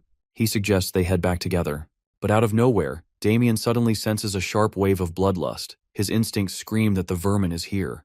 Without wasting a second, he tells Agnes that he's got an urgent errand to take care of and that he'll head out first. He kindly tells her to return at her own pace. Agnes is left stunned, watching him disappear with unbelievable speed, especially considering he used such a small amount of mana. She realizes then, he must be controlling it with incredible precision. Agnes quietly wonders just how far Damien's limits really go. Meanwhile, back at House Haxon, things have taken a violent turn. Knight Lavender is mercilessly beating Victor, landing a gut-wrenching punch straight to his stomach. Victor collapses, begging for mercy, but the knight isn't finished. He keeps cursing Victor with every hit, while Garrick and Ulpus stand by, enjoying the cruel display like it's entertainment. Victor cries out in pain, but it does nothing to move them. That's when Viscount Paul suddenly rushes onto the scene, demanding the knights hold their horses. Garrick instantly recognizes him. It's Paul Haxon, the Viscount himself. Paul hurries to Victor's side, catching him in his arms as the poor guy lies unconscious, bruised and battered. With fury boiling in his eyes, the old man demands to know what kind of knights assault civilians like this, especially when their estate has already done worse to House Lionbloom, and what Victor did is nothing in comparison. With that, Garrick steps forward and announces that the Marquis Lionbloom demands Damien Haxon. He coldly warns them to hand over the young master, or else the land of House Haxon will suffer dearly. The Viscount expected retaliation, but not on this scale. Still, Paul stands firm, calling it a bluff. He declares he won't hand over his son no matter what. In fact, he's certain that even if he did, Lionbloom would still reduce their estate to ashes. With a quiet yet defiant smile, the old man looks Garrick straight in the eye and makes it clear he refuses to give up his son. Garrick, gritting his teeth, says the fool will regret that decision. But it seems they've now left House Lionbloom's knights with no other choice. Garrick gives the order to his sidekicks to destroy everything until that jerk Damien shows himself. The Viscount shouts for them to stop, but a chilling voice suddenly cuts through the chaos, asking if the vermin have completely lost their minds. Everyone freezes as a dark, purplish, toxic aura seeps in from another direction. Garrick turns, sensing the pressure, but has no clue who the man behind that monstrous energy is. Meanwhile, Ulpus and Lavender are paralyzed on the spot. Damien's aura has them frozen stiff, unable to even lift a finger. With calm steps, Damien walks in and kneels beside Victor, checking if his loyal servant is still breathing. One glance is all it takes to stir his rage. His voice sharp but controlled, Damien tells the knights they're lucky Victor's built tough, because if he had died, Damien would have ended every last one of them right here without hesitation. Garrick stiffens at the sheer weight of that threat, and finally puts it together. This guy, This terrifying presence must be the infamous Damien Haxon, and clearly he's got the guts to defy the Marquis himself. Apparently, Garrick scoffs and confirms to himself that Damien's just some deranged madman who's too full of himself. Or maybe he thinks the kid's just gotten cocky after pulling off some cheap trick to beat a noble. Either way, the blonde gorilla has had enough. He snaps at his minions, ordering them to crush Damien's legs and make him kneel before him. Without hesitation, Ulpus and Lavender march forward in perfect sync, ready to carry out the command. But in a flash, Damien whips out his blade, meeting their attacks with flawless precision. Steel clashes and sparks fly. The ace isn't backing down. In fact, he's been looking forward to testing out the mana he's been gathering. With the destructive energy technique now coursing through him, Damien's just getting started. The hero doesn't waste a second. He grabs Lavender's arm and twists it with brutal force, making the knight scream in agony. Then comes a solid punch straight to his chest, launching him across the yard like discarded trash. Damien smirks, never expecting the guinea pigs to line up and come to him so willingly. Seeing his buddy wrecked, Ulpus rushes in to take a shot, but he gets met with a sharp kick to the chin that sends him flying like garbage. Damien's not holding back. He's out here, ready to use his abilities to the fullest. Garrick, the Lionbloom family's official knight, steps onto the scene, heading straight for Damien. He's shocked to see this guy not falling for Lord Irwin's cheap tricks. Still, it doesn't sit right with him how Damien practically crushed Ulpus. Those mad skills are not something Garrick ever expected him to have. Damien brushes it off, saying there's no need to go that deep. But Garrick suddenly shifts into this dramatic mode, like all the puzzle pieces just clicked for him. Damien's completely confused, and that's when this blonde gorilla of a knight claims that Damien isn't actually Damien Haxon, but an imposter. His father, Viscount Haxon, holding Victor, is completely stunned by such a wild accusation, thrown even deeper into confusion. Even Damien looks disgusted that this gorilla-brained knight could think he's dumb enough to pull a stunt like that. But the blonde gorilla keeps yelling, saying Damien must stop lying, that he's not the kind of guy who falls for traps, and that this is clearly a setup by the field dogs to stop the Lionblooms from rising. The man keeps going on, insisting that Damien isn't the real Damien Haxon. And honestly, the rant is starting to get boring for Damien. He calls him a fake poser, just some hired hand sent to take down Lord Irwin and drag the good name of House Lionbloom through the dirt. Garrick starts reaching for his sword, calling them all a bunch of lowly jerks for throwing mud at the Lionblooms and daring to mess with them. Damien can't believe this King Kong wannabe's got a brain the size of a pinball. Lavender's lying on the ground pretending to be knocked out just to stay out of the mess. Viscount Haxon calls out to his son, while Victor quietly prays for Lord Damien's victory against Garrick. That's when Garrick pulls out his sword and charges at Damien, probably aiming to chop his head clean off. No doubt he can tell this fake Damien's got skills, but he figures the guy's luck has finally run out. The old fool's got it all planned. Once Damien gets just half a step closer, the moment he's within his range in the blink of an eye, he's going to split him in two. With that thought, Garrick swings his blade right at Damien's neck, ready to slice it in half. But Damien dodges it fast, flashing a smirk. He knows the Lionblooms didn't send a clown this time. They sent a real knight. The gorilla can't believe this poser just parried his thrust, but brushes it off, thinking it's just a lucky fluke. The knight is furious seeing the poser deflect his attacks, so he charges at Damien again, this time unleashing a wave of fire with his strike. He shouts at the lad to try blocking this one, daring him to handle something with real heat. Damien stands there, cool as ever, blocking the attacks like they're nothing but a puff of air. He mocks the blonde gorilla for being too slow for such a big guy, and that pushes Garrick over the edge. But now it's Damien's turn. He whips out his sword and dashes forward at full speed, aiming straight for Garrick's forehead. Damien's so fast that Garrick can barely even see him, let alone his attacks. In a blink, Damien lands a solid kick to his face, sending him rolling across the ground like a piece of trash. The big guy's down, catching his breath, while Damien coolly says that kick was for Victor. Garrick pulls himself back up, using his bloodied arm for support and muttering curses under his breath. In no time, he charges at Damien again, sword blazing with fire. But even his ultimate lion's mighty sword of speed doesn't shake Damien's confidence. The ace meets it head-on, letting the tip of his blade collide with Garrick's. The impact shatters Garrick's sword into a spray of metal shards, leaving his jaw hanging mid-run. And before he can react, Damien's sword drives straight into his shoulder, slicing it off in one go. Garrick's mind was losing it under pain, with his mouth coughing up blood. Dude drops to the ground. Viscount and Victor can't believe it's Damien's strength to beat an official knight. Garrick whines that it's hurting, but applies warm pressure to his wound. Right then, Damien slides his blade closer to this gorilla's face, threatening to chop it off. Pretty quickly, this old fool starts begging for his life, not knowing who he messed up with. Damien tells him outright that he is Damien Haxon, saying that he should have begged for his life much earlier. Now it's a little too late when he messed up with his family and made his ugly servant even uglier. Now this begging session won't work. Garrick begs for forgiveness for what happened earlier. Damien isn't impressed by the way he apologizes. Not his style. So the ace turns away and leaves the blonde fool to his father and Victor, who both look more than ready to beat the crap out of him. The official knight of the Lionbloom family, Garrick, along with his sidekicks Olpus and Lavender, is walking out in pure shame. Their bodies are wrecked, all thanks to a guy named Damien Haxon, who even sliced off Garrick's hand. Turns out, Damien gave his not-so-pretty servant Victor full permission to beat them to a pulp. Victor still didn't feel fully satisfied and wondered if he could land a few more hits, but Damien told him that if he went any further, Garrick would definitely die. Victor casually suggested cutting off another limb or two instead, since Garrick looked close to crying. The old fool was dragging himself away like some horror-struck wreck, and Damien was honestly liking the idea of treating Garrick like their personal toy. Just then, Viscount Haxon stepped in and told Damien that it was enough. Right on cue, Garrick landed at the Viscount's feet, admitting he was totally in the wrong and apologizing for all the disrespect he had shown him. However, Paul isn't letting it slide that easily. The old man says that this gorilla's apology better be worth something after all the chaos he caused. He points out that if his son didn't have this level of strength, their entire territory could have been wiped out. On top of that, the Marquis family would have dragged them out by their limbs and made them suffer badly. Garrick slams his head to the ground, bowing and begging for forgiveness, pleading for mercy. But Viscount Haxon's anger isn't cooling down.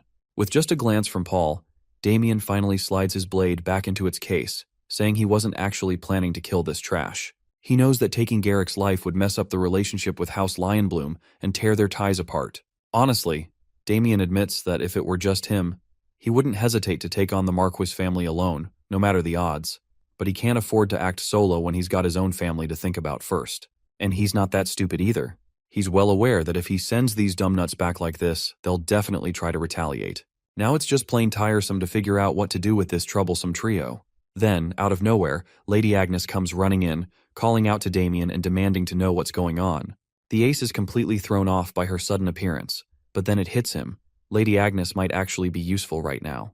So he quickly fills her in on the whole mess, and she gets the picture. Once she understands Damien's concerns, this beauty's fully on board to back him up. Damien asks if she's got any clever ideas up her sleeve, and she pauses. Then thanks House Haxon for successfully taking down one of Yulin's executive officers for the first time ever. That's no small feat. With that win, Lady Agnes figures she can officially recognize House Haxon as an allied household, which honestly does ease Damien's mind a bit. Not to mention, Viscount Haxon and Victor exchange a knowing glance, both realizing that if this plan works out, their family might just dodge a major crisis. Meanwhile, Damien's pulling his best puppy-eyed look, trying to charm Lady Agnes into accepting his request, asking if she can really make it happen. The girl's clearly dazzled by him and is totally ready to grant the favor. Deep down, this wicked smooth talker had been aiming for something like this all along: protection from the church. In the back, Paul and Victor watch their son's little flirt game work like magic on the noble lady. Lady Agnes agrees to Damien's request without a second thought. With that, Damien makes sure everyone hears him loud and clear, ordering that this matter be reported to House Lionbloom immediately. He tells the troublesome trio of knights to go back and inform their boss that House Haxon is now under the protection of the church. The ace straight up said that if they tried to force again, the church would hit them with everything they've got. Damien shoots a deathly glare at those scumbags, giving them one final warning without saying a word. Then he tells them to get the heck out. Right away, Garrick and his sidekicks, Olpus and Lavender, dash toward the exit like their lives depend on it, thanking Damien for his mercy as they flee. The whole thing fires up Victor's spirits, and he mocks them, saying they got lucky today. He's clearly thrilled to see how Damien's strength made those brutes run off with their tails between their legs. Now they can finally catch their breath and relax a little. However, Paul's not so sure about that. He reminds them they still need to figure out what happens next. For now, he decides to hold a family meeting to discuss everything further. Later, once all the high officials are gathered, the meeting kicks off. Paul opens by briefly touching on the issue of how to handle their feud with House Lionbloom, which has definitely become a growing concern.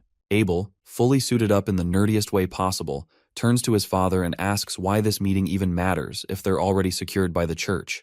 He doesn't quite get the point of worrying about the feud at all, now that they've got the church watching their backs. That said, Louise steps in and points out that they're not really in a position to expect the church to fully protect them or step in when things get serious.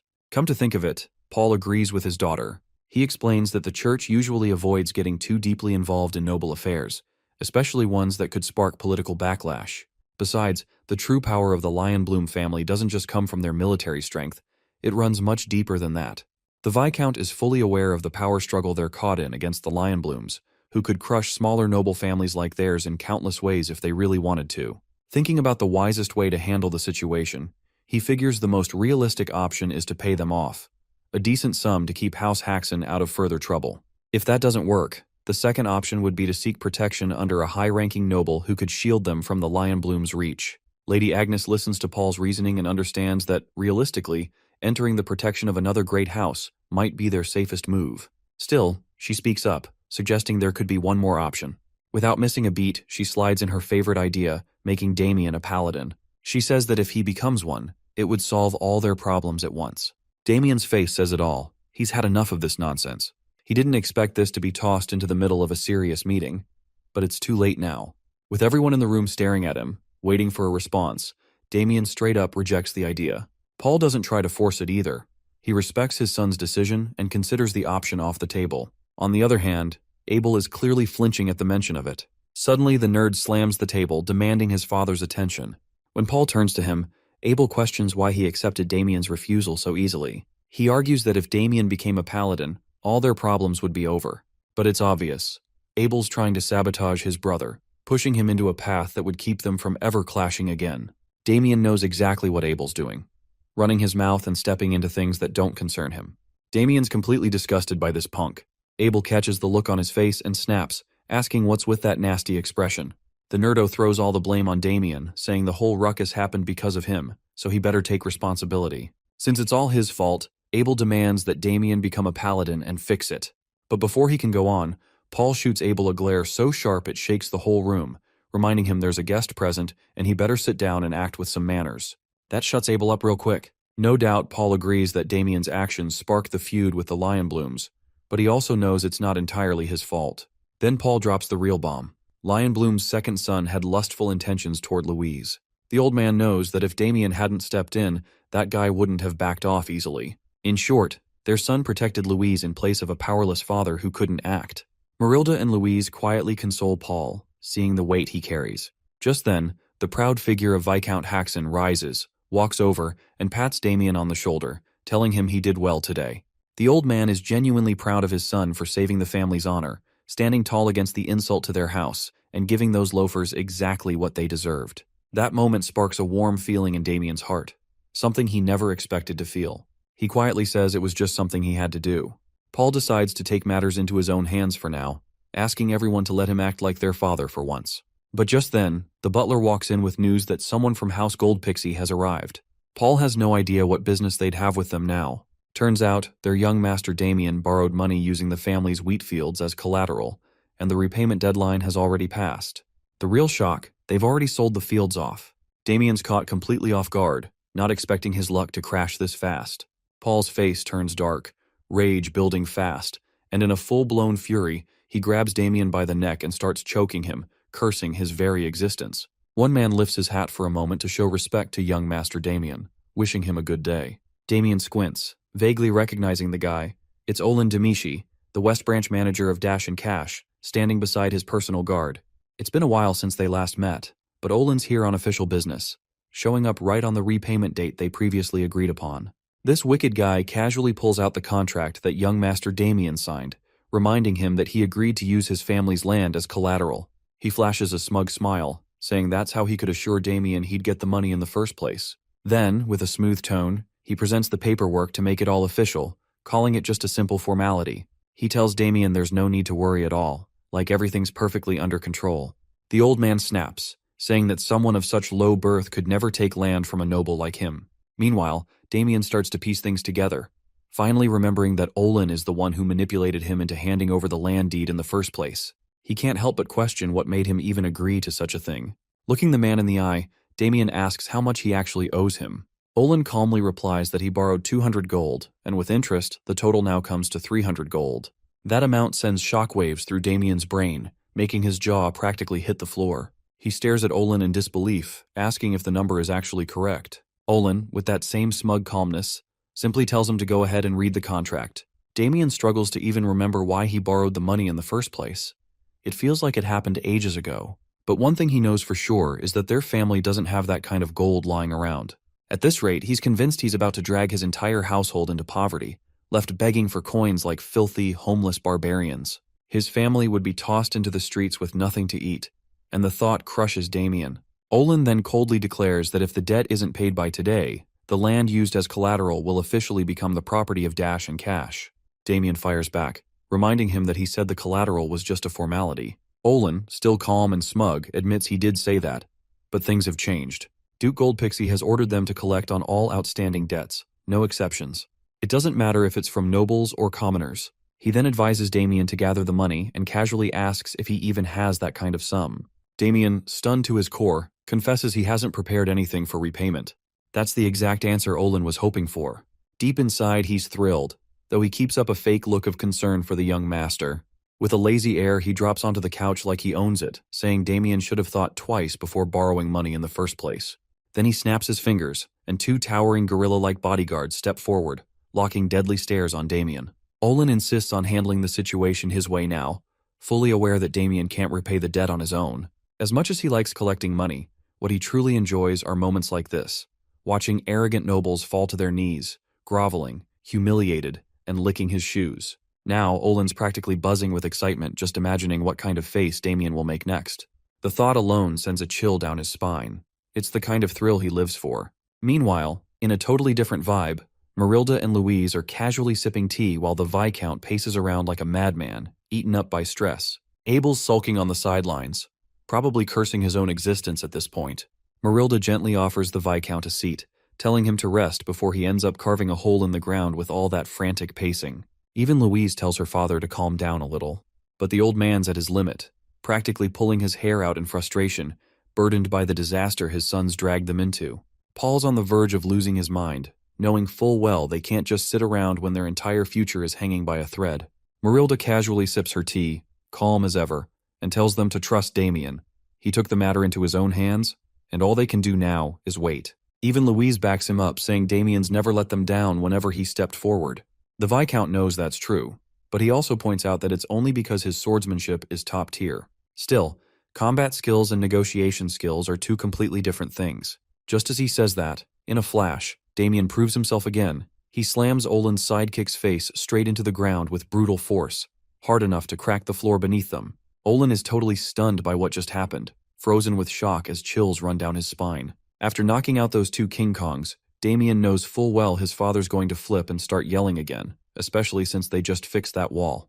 The remaining bodyguard doesn't waste time, drawing his blade and lunging at Damien with a curse, clearly aiming to slice his head off. But Damien doesn't flinch. He smoothly catches the guy mid-strike, grabbing him by the throat and choking him right there. He glares, insulted that some scumbag dared to draw a weapon on a noble, calmly calling it self-defense. Now that he's got a valid excuse, Damien turns to Olin with a nasty smirk, making the man squirm.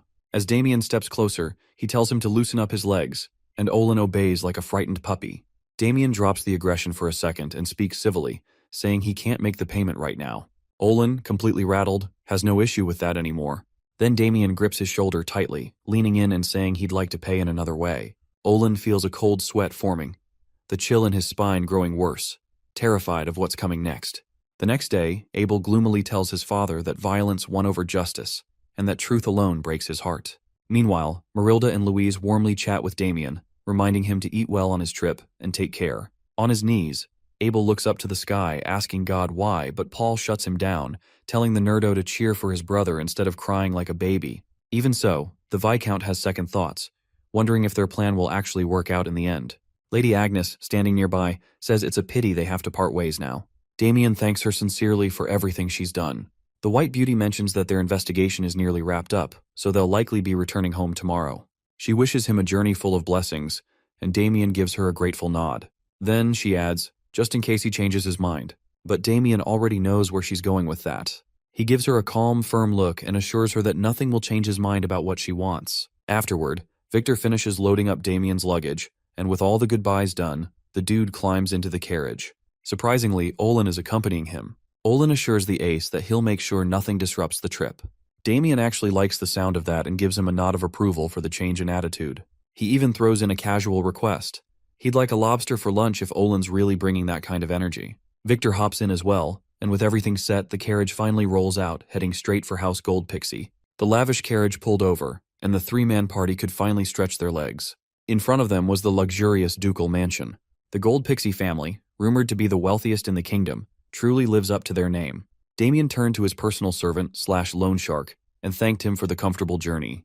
He could tell that this Orlandimici guy was fuming due to how he was treated like a dog the whole time they were on the road. With a phony smile, he wished the young noble well while cursing him to the depths of hell inwardly. With confident strides, it's time to put Damien's next move into action. He was directly escorted to request an audience with the wealthy sovereign. Adam Gold Pixie, the Duke of Apple Kingdom, examined the brat from the Hoxton family with discerning eyes. Of course, our boy behaved formally and politely like a proper noble would. Without wasting any more time, the Duke asked the young man his reason for this sudden visit. Damien frankly confessed that he borrowed money from the dukedom's loan company, and the date of repayment was fast approaching. He also disclosed that he does not have the money to pay the debt off. With that in mind, he wanted to propose another way to settle the bill. Instead of paying in cash, he wanted to pay by representing the Gold Pixie dukedom to defeat the Lionbloom family once and for all. The Duke seemed intrigued, while his inner circle was taken aback. Adam Gold Pixie chortled at the sudden proposal. It sounds like the young man did his homework and came to him after hearing some rumors. Well, within the Apple Kingdom, the hottest gossip circulating around is the recent development in the border between the Lionbloom Marquisate and the Gold Pixie dukedom. A large gold mine was recently discovered, making it a point of contention. The two families have been rivals for a long time now.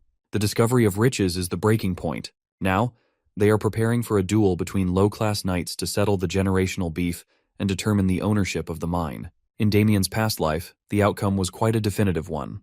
The duel would end in Lionbloom's complete and overwhelming victory at the hands of their rising star. Afterward, the Lionbloom Marquisate would leverage the wealth extracted from the gold mine to rapidly expand its power. In contrast, the Gold Pixie dukedom would slowly lose its influence. To sum it up, helping the Duke win this upcoming match would kill two birds with one stone. Not only can Damien pay his debt, but he can also keep those Lionbloom bastards in check. Adam Gold Pixie was drawn to the young man's boldness. He had also heard rumors about the Hoxton heir taking down the second son of the Lionbloom family and crushing a major crime enterprise in Landwalk City. Those accomplishments certainly boost his credibility, so there's no need to deny them. His arrival is just right on time. Currently, the Duke has been having a hard time finding a suitable knight for the duel anyway. Damien confidently declared that he was the perfect candidate, dubbing himself as the only low-class knight who can stand toe-to-toe against the Lionbloom heir. Saying that he can defeat Michael Lionbloom is quite a daring claim. He's known as a generational genius after all. While there is no denying that the kid is impressive, Damien is a whole other beast. But while he was selling himself as the rightful representative, one of the Duke's knights butted in to oppose his claims based on exaggerated rumors. Besides, Lady Chelsea Goldpixie is still on the road trying to find a suitable candidate. Middle-class knight Ernst Horwitz is not even hiding his disdain for Damien. It has been a month since the Grand Duchess Chelsea ventured out to find a knight that could cut down Michael Lionbloom. Her supporters are confident that she will pull it off. Horwitz continued trying to dissuade the Duke from disregarding his daughter's efforts, telling him to trust the process. Duke Adam listened to his knight and accepted the validity of his words. Damien suddenly felt an itch to strangle this skinny knight, spoiling his moment. He looks like a chewed-up bone that an orc spat out. He values the advice of his retainers, so he asked Damien to defend his proposal. For this scenario, he'll just have to show his qualifications through actions for maximum effect. So, he boldly blurted out that not picking him would be a massive mistake. If Gold Pixie wants to win the duel, Damien is the only right choice. Whoever the Grand Duchess brings won't even compare. To back up his claim, he challenged the skinny knight to a little contest. Boney should take up his blade, and Damien will block his strike. If he can block an attack from a mid-class knight, then that should be enough proof that he's the real deal. It was a successful rage bait. Horwitz wanted nothing more than to teach the brat a lesson if the Duke gave the permission to do so. Fascinated and excited, Adam gave them the green light for an exhibition match. A few moments later, the training ground was prepared to be the venue. The combatants mean-mugged each other while the Duke and his posse watched. Victor just arrived, only to find his young master mixed up with some bullshit again. He looked at his boss's opponent and felt the fire of rage burning inside the knight. This is what happens when rage-baiting goes too far. The dukedom's Guardian knight, J.L. Heinrich, stood beside the Duke and presided over the match. When given the go signal, Sir Horwitz stood ramrod straight like he had a stick up his ass and offered the arrogant young man a last chance to kneel and surrender. In response, Damien yawned and demanded that they hurry up this little test. Limited to only one decisive strike, The mid-class knight made sure to bring out every bit of mana he had, manipulating the flow to converge on his spear's tip. Sensing the dangerous amounts of power coalescing, Damien worries that he might have rage-baited the guy a little too far. With his face grimacing with rage, Sir Horwitz aimed his tip at the arrogant bumpkin with killing intent. As fast as lightning, he closed the gap while gathering absurd amounts of momentum. It was an impressive opening, but if Damien knows where the strike's path is, blocking it should not be hard. He raised his sword with a clear view of the spear's tip, ready to defend with perfect placement. At the last second, Horwitz's tip seemingly bent and snaked its way past his defense. It was a minuscule change in angle, but it left the young man's chest wide open. With perfect precision, his sword crumbled and shattered in half. Upon feeling the sensation of steel fragmenting under his strength, Horwitz knew that the fool fell for his dubious trap. Without a blade to bear the brunt of the attack, the spear tip continued roaring until it reached Damien's chest, drawing his blood. The Duke was taken aback, and Victor felt his stomach turn upside down at the sight of his young master's blood. Much to everyone's surprise, Damien regained his balance and did not fall. He looked like he was in pain, but he remained standing. Horwitz could not believe his eyes. A mere low-class knight should not be able to withstand his surprise attack. Breaking the silence in the training ground, the young man wiped his blood with a grin and asked the Duke if this was enough proof to give him the representative position. Seeing his master safe and conscious, Victor ran onto the stage and rushed him with a concerned hug.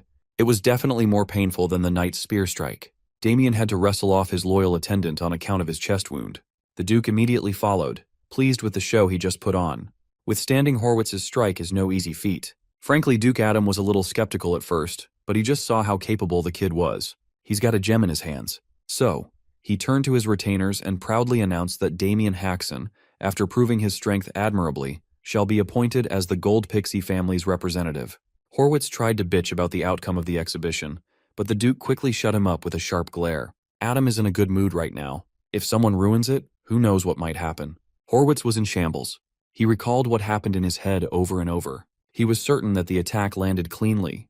There's a reason why he has mid in his title and whore in his name. Honestly, Damien, as he is right now, is already beyond the middle class of the knight hierarchy. Since only low-class knights are permitted to participate in the upcoming duel, he has to hold back and fake his level. He had to make sure that his performance was convincing enough to fool anyone. He had to resort to using a magic shield to defend himself and dampen the spear's force for a split second. If he got the timing wrong, he could have been in real danger. The Duke assessed his condition and saw signs of some light internal damage. Duke Adam can't let his new blade get damaged like this. He tapped his ring and opened his subspace storage. A magic item like that must be expensive as fuck. The wise Duke retrieved an ornate box from the subspace and offered its contents to Damien as a gift. Inside the box were 5 little golden balance pills. He had to pay a high price to get these things from the alchemy school. Knights usually take these precious pills during training, but it's also an excellent remedy for internal injuries. Damien graciously accepted the gift and extended his gratitude. With that, the Duke cemented their new working relationship. The young Baron's plan is progressing smoothly. The next day came. Damien spent the night in one of the mansion's lavish rooms. Today he came to check out the training facilities. He was quite surprised at the efficacy of the balance pills. His internal injuries from yesterday practically healed overnight. He didn't have time to look around yesterday, but as expected of the Duke's household, they have top-notch training equipment everywhere. Coming to this place was the right call. Now, he gets to train using some good shit. While he was admiring the weapon rack, someone with a squeaky voice called his name in an arrogant tone. He looked ahead to see a shorty that had to stand on top of a platform just to reach the same height as him. When asked what's up, some douchebag named Pavel Vermond, a low-class knight of Gold Pixie dukedom, flashily introduced himself. As for the 2 goons behind him, they are his sworn brothers. These 3 were also selected to participate in the upcoming match against the Lion Blooms. Pavel claimed that they were out training in the field yesterday, so they were not around to witness the shit show. He claimed that if they had been there, they would have stepped in and easily dispatched Damien instead of getting Sir Horwitz involved. Pavel sees the duel with Lion Bloom as a matter of honor for their house. Now they can only hope that an outsider's mediocre skills won't drag the team down. With that being said, Shorty warned Damien never to interrupt their intense training. He quietly walked away since he preferred training on his own anyway. In addition, he's quite curious about the level of skill his teammates possess. Now is a chance to see them in action. After quickly getting into their positions, Pavel gave his brothers the go signal with a loud harumph. Leading the 3 stooges, Pavel Vermond gets into his flag-style, immovable king technique. He looked like he was holding in his piss. On the opposing corner, the lanky one performed his secret technique, Vermilion Bird Ascension, though it would be more fitting to call it an awkward chicken jump. The two bumped wooden swords with little to no impact. They looked deathly serious, for this was their 987th duel. For a bunch of noobs with such weak-ass techniques, they seem to think that they are the main characters. After breaking off the shitty stalemate, Pavel grabbed the chance to wave his sword around randomly in hopes of landing one strike against his buddy. Lanky had to matrix dodge his way out of the chaotically sweeping sword. As soon as the wild swings died down, he grabbed the opportunity to turn the table. With all his might, he struck down with his wooden blade and landed a clean hit on Pavel's head with his eyes closed. When he opened his eyes, he was in awe of brother Pavel's genius planning. Lanky got it into his head that Shorty somehow saw through his attack and blocked it with his forehead. Look at this dude, bleeding and crying in pain. He's definitely a mastermind. They broke off and gave their respects to each other. Pavel tried his best to stay conscious while insisting that this round was a draw. Afterward, Fatty walked up the stage for his turn at a spar, and Pavel stammered that he just needed to take a little break first. There is only a month left until the duel, and they somehow think that this type of training will make them strong enough to sweep through the Lion Bloom Knights to protect the honor of the Duke's house. They raised their puny little wooden swords and shouted corny "They're all for one for all" chant. At this rate, these three are on track to being humiliated by Lion Bloom Knights. Off to the side, Damien quietly watched with a continuously worsening dark expression. He was so focused on securing his spot as a representative that he did not take his would-be teammates into account.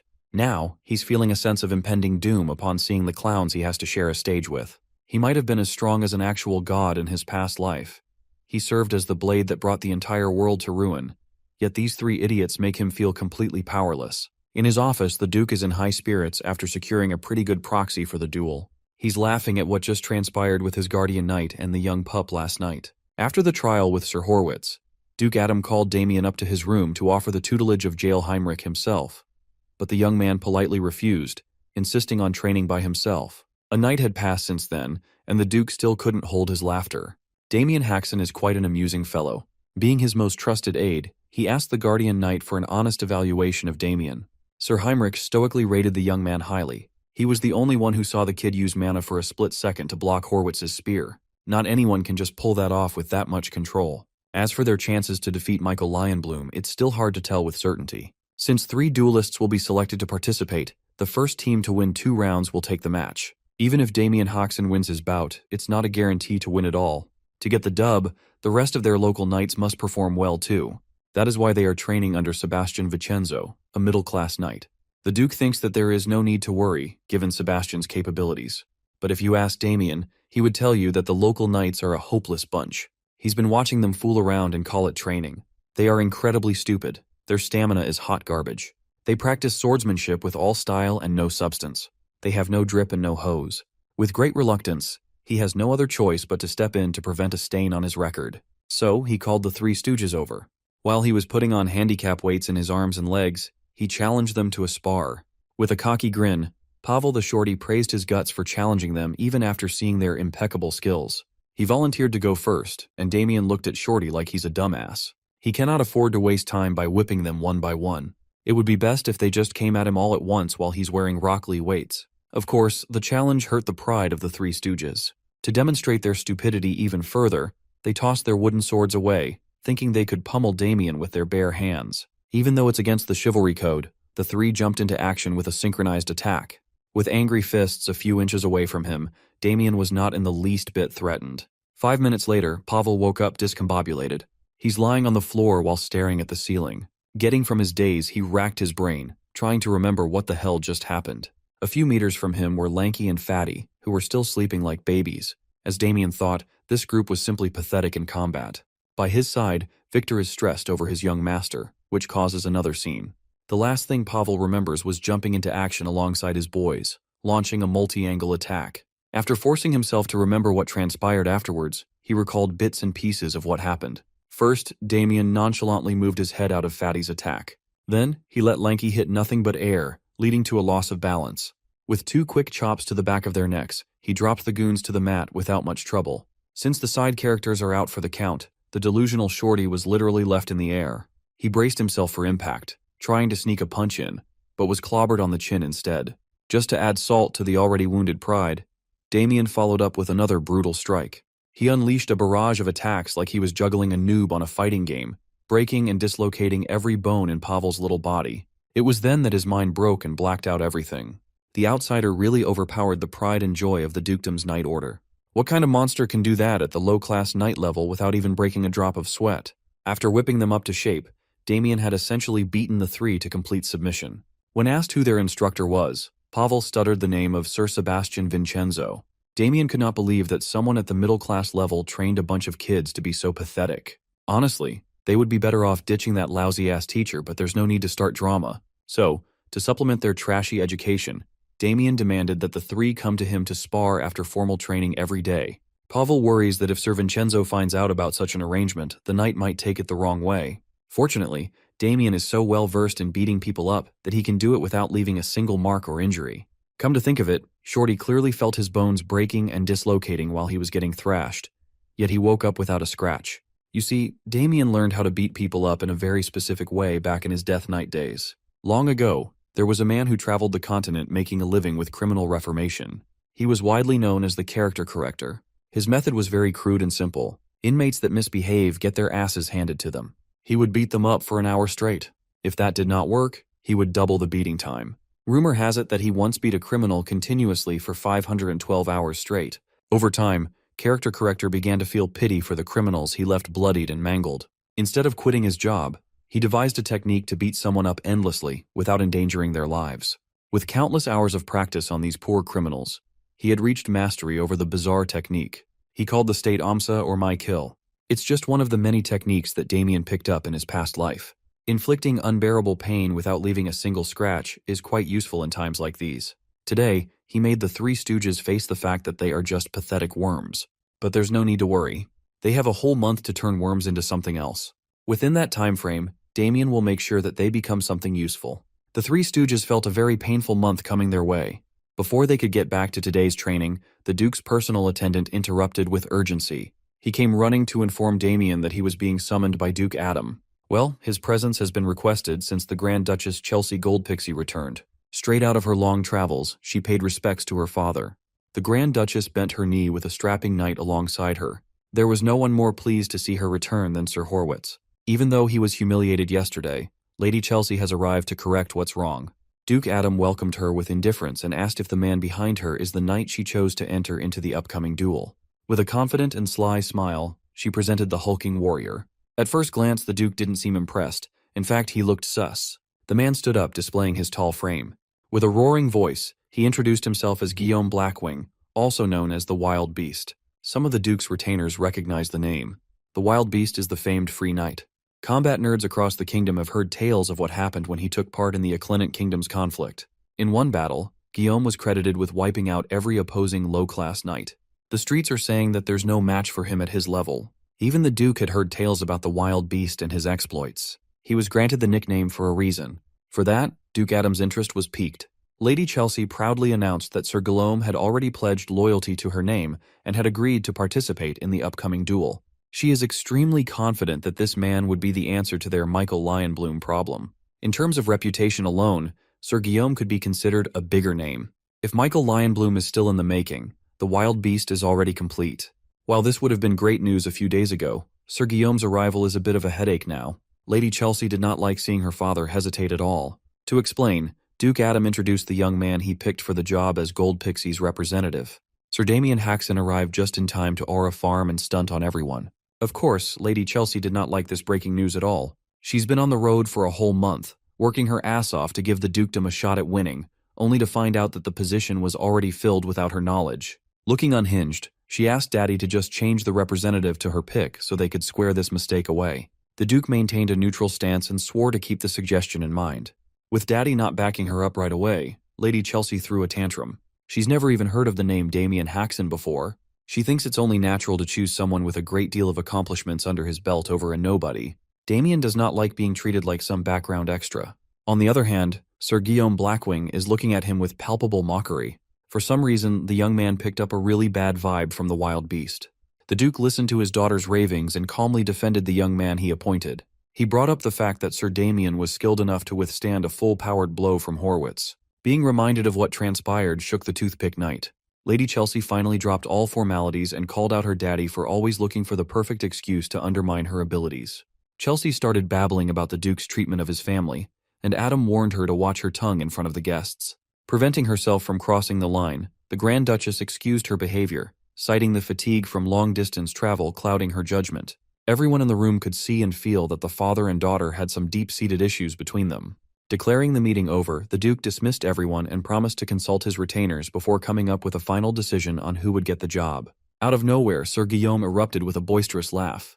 He dropped all formalities and asserted that there is no point in deciding with just words. Offended by such brutish words against the Duke, Guardian Knight Heinrich almost drew his blade right then and there. The wild beast continued by saying that the strongest one should naturally represent the Gold Pixie Dukedom. They can just keep it simple and find that out right now. Lady Chelsea reprimanded her knight for speaking out of turn when she specifically told him to stay quiet. Knowing that the brute's words have some truth to them, the Duke asked Damien what he thinks of the veiled challenge.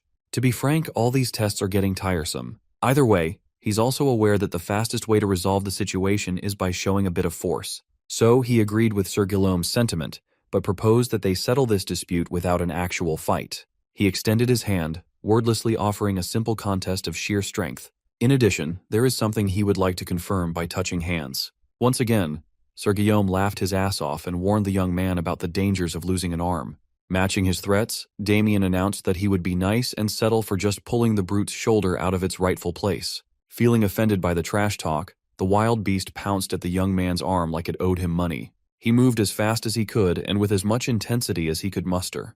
But in the end, his whole body got flipped upside down in front of everyone watching. Damien showed off his judo skills by taking down an opponent much bigger than he is. You know you just did something shocking when even old Heinrich here is at a loss for words. Sir Horwitz, on the other hand, felt his already sunken cheeks sink even deeper. Lady Chelsea was closer to the action than everyone else, but it happened so fast that she could not make sense of what transpired. Sir Heinrich inwardly praised the young man for such a remarkable show of skill and finesse. With his veteran vision, he clearly saw Guillaume go for Damien's hand first. But that young pup skillfully turned the giant's raw power against him, flinging him aside like a sack of shit. His physical ability is top-notch, but his technique is the aspect to watch out for. Instead of accepting his loss like a real knight, Sir Guillaume quickly collected himself while cursing the young man out for humiliating him in front of everyone. Damien had already expected this kind of reaction, so he decided to fan the flames even further and snidely remarked that he unfortunately failed to dislocate the brute's shoulder. His vision went dark with rage, and the wild beast motioned to draw his weapon as his dark mana circulated. With dual axes in hand, he assumed an offensive stance, ready to slice and dice the young man. Lady Chelsea tried to stop her champion, but her words were not reaching his ears anymore. He rushed towards Damien, eager to shred him to bits as painfully as possible and split his skull open. Before his mana could manifest itself into a full-blown attack, he was interrupted by a more dominant power. When his circulation stopped, Sir Guillaume immediately knew that someone had stepped in. Damien stood on business while the dukedom's guardian knight unleashed some of his energy, angered by the audacity of the outsider. Swinging a weapon so carelessly in front of the duke is a grave sin. The guardian knight imposed upon the wild beast and asked if he had a death wish. Guillaume felt all his animosity melt away as the old man's mana suppressed him. Damien was quite impressed with the pressure that the old knight could muster just from a basic aura release. No wonder he's a high-class knight. Out of respect for Lady Chelsea's dignity, the guardian knight would overlook this disrespect once. Still, he left a warning that this will be the last time the brute can act so callously. He doesn't believe in second chances. Feeling the cold embrace of the old man's aura leaving his body, Guillaume slumped down to the floor, huffing for air. With that settled, the Duke demanded everyone's attention. Judging by what he saw from this unruly commotion, it would be best for their house to keep Sir Damien as representative. Once again, Sir Horwitz protested that what transpired was not a fair match at all. He excused that Sir Guillaume Blackwing had yet to fully recover from his travels, giving Damien a clear advantage. The young man is starting to regret not slitting this toothpick's throat when he had the chance. In addition, he whined that Sir Guillaume is a knight versed in weaponry, and he should not be judged based on a brief hand-to-hand combat test. This time, Lady Chelsea backed his protest. She argued that they should not make decisions based on childish scuffles. An official duel must happen between the two. The Duke is starting to get irritated by the other camp moving their goalpost. Disappointed and angered by her daughter's demands, Adam struck his desk and yelled at her for being such an incompetent brat. Lady Chelsea was shaken to her core. After calming down, she stammered an apology for overstepping. The toothpick knight gritted his teeth and held his tongue on the sidelines. With an awkward silence hanging in the air, Damien raised his hand and addressed the Duke. Looking mischievous as ever, he asked if he could share something. Much to everyone's surprise, he accepted Lady Chelsea's proposal, a formal duel to determine who would represent the Duke. Since that is his wish, Duke Adam had no choice but to relent. Later that day, Victor is all over his young master, pestering him about accepting a needless duel when all he has to do is stay quiet instead of risking a loss. Ignoring Victor's nagging, they finally arrived at their destination, a workshop that the Duke personally recommended. Adam Goldpixie added a stipulation to the incoming duel. Since Damien's long sword was destroyed during the Horwitz fight, he ought to get a new weapon made at the Duke's smithy. In all honesty, he could probably beat Guillaume within an inch of his life with a training sword. But there's no reason to turn down the Duke's generosity. Free stuff is free stuff. When they entered the workshop, Victor relayed Duke Goldpixie's orders and asked him to collect a blade for the young master. Since the smithy was already notified in advance, they were invited to the arsenal. Inside was a lineup of high-quality blades in all shapes, forms, and sizes. Even someone like Damien, who had seen a fair share of legendary weapons, was quite pleased by the workshop's collection. Among all the glittering blades displayed in cases, only one firmly caught his attention. Seeing that he's interested in such a unique blade, the owner shared that it was commissioned by a valiant knight once employed under the Duke's family. Before the blade was finished, he had to leave for unknown reasons. The blade never reached the intended owner's hands. Interested, Damien asked if the knight provided some resonance steel for the forging process. He asked because the uniquely shaped sword resembles the signature blade of a swordmaster known as Sword Maestro. The thing looked like a tuning fork. The owner was quite shocked that the young man still picked the blade even after knowing that it was forged with something as finicky as resonance steel. Unlike other rare metals that amplify mana, resonance steel has a different property. It has the unique trait of repelling mana and generating waves. When asked for the blade's name, the owner tried his best to remember. The knight who commissioned the odd weapon dubbed it the Thousand League Sword. With that, Damien easily secured a brand new weapon that could amplify his power. As they were walking out of the workshop, someone approached them in the streets. Flanked by armed guards, the personal maid of Lady Chelsea, Rebecca, politely introduced herself. She relayed that the Grand Duchess wished to speak with Damien. It would be nice if he would spare the lady a moment to talk. Of course, Damien had no reason to accept such a sussy invitation. However, Rebecca insisted that the Grand Duchess holds more cards than one might expect. Maybe a conversation would do him good. That Chelsea girl will probably try to win him over with all kinds of persuasion. Since Damien has a few things he wants to confirm, he decided to play along. So, Rebecca led the way, and they eventually arrived at a restaurant personally run by the Grand Duchess. It's a high-end place that only accepts reservations from nobles.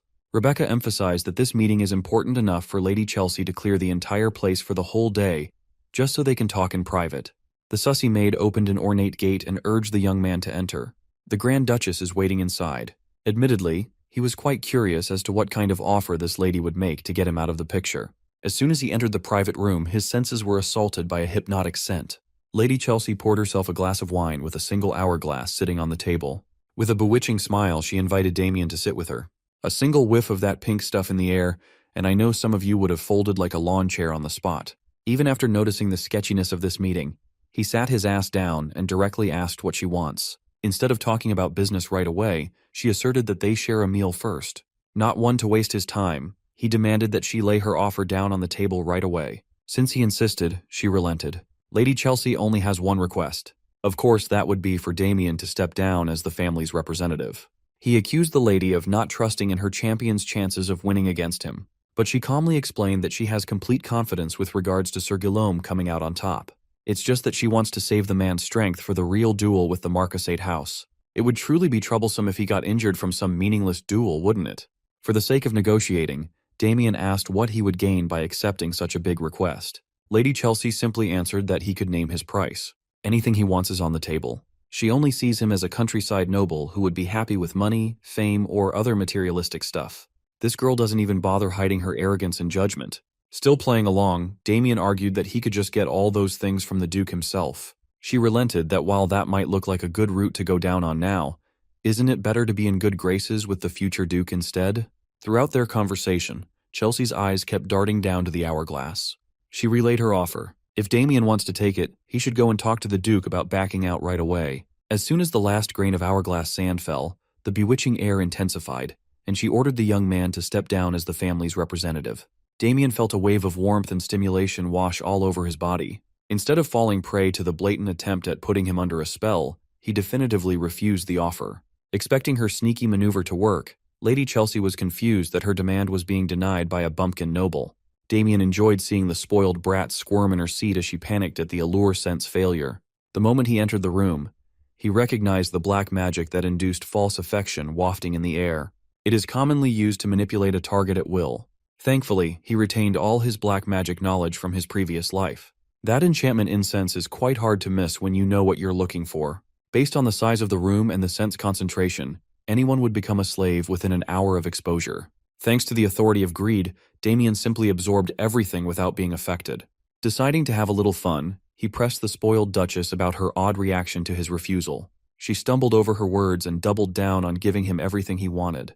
Done with his fun, Damien turned his back and walked away. He doesn't need anything from this brat.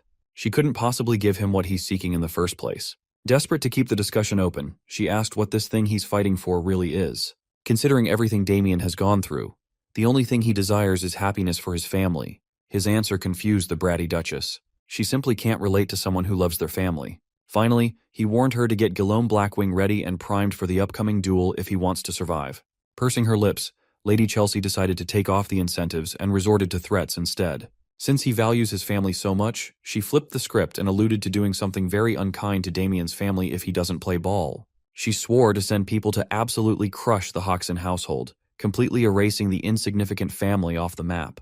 Before she could get every word of her ultimatum out of her rotten mouth, Lady Chelsea felt a tight grip suffocating her neck, nearly crushing her windpipe as her body hit the table. Even in such a perilous position, she still acted high and mighty, insulted that a country bumpkin dared to lay a hand on her. She demanded to be released, but she made the stupid move of threatening a former Death Knight's family. Hearing the commotion in the room, Lady Chelsea's guards rushed in. They swiftly drew their weapons, ready to cut down the boy who dared to endanger their Duchess. Damien controlled his anger and tossed the filthy witch away. In the blink of an eye, he grabbed a knife from the table, took the guards by surprise, and slit their throats in one fell swoop. The guards took a second to notice that something was wrong as the slits on their necks started bleeding. As they panicked and clutched their lethal wounds, Damien walked towards the exit. He only sliced their carotids lightly. If they apply some potion to the wounds in time, they should survive. As for this waste of space, Chelsea Goldpixie, nothing would please Damien more than severing her head here and now, but he will choose to restrain himself. Resorting to run-of-the-mill violence would be far too merciful a punishment for her stupidity. He would rather be around to see how horrible things will get for her in the very near future, instead of being an emotional executioner. While she was trying to catch her breath and the guards slowly bled out, her maid, Rebecca, entered the room. She quickly attended to her boss, making sure that she was all right. This girl must be deaf. She did not hear all the foreshadowing Damien had just dropped. She's focused on getting her bloody revenge instead. At the top of her lungs, she yelled the name Mustang Fury. Such a badass name belongs to this pale dumpling man. I was expecting an assassin or some shit. Lady Chelsea chewed out Mustang for what happened. She was promised that the allure scent would be immutable, but it did not work for Damien Haxon. Mustang reckoned that the kid must be one of those people with a natural resistance to black magic. The Grand Duchess has a zero-tolerance policy for excuses. She slapped the dog shit out of Mustang for putting her in such a humiliating position. As for Guillaume Blackwing, he was last seen at the tavern, claiming that he needed to cool off after everything that happened today. Hearing that her champion is getting drunk the night before a pivotal duel exasperated Chelsea even more. For one last time, she asked Mustang if their beast would win against that Hoxton kid. Of course, Mustang Fury vouched for Guillaume. That guy is Yulan's pride, after all. There has never been a knight more gifted for black magic than that man. Mustang asks the lady for a little more patience. Yulan is working hard behind the scenes to give her the gold pixie dukedom. As usual, she threatened to kill Mustang and everyone in Yulan if they failed to deliver on their promise. This girl has no other moves, bro. While she was blatantly discussing a collusion with a heretical organization, Damien was listening just up on the roof. Even while eavesdropping, this dude has to aura farm.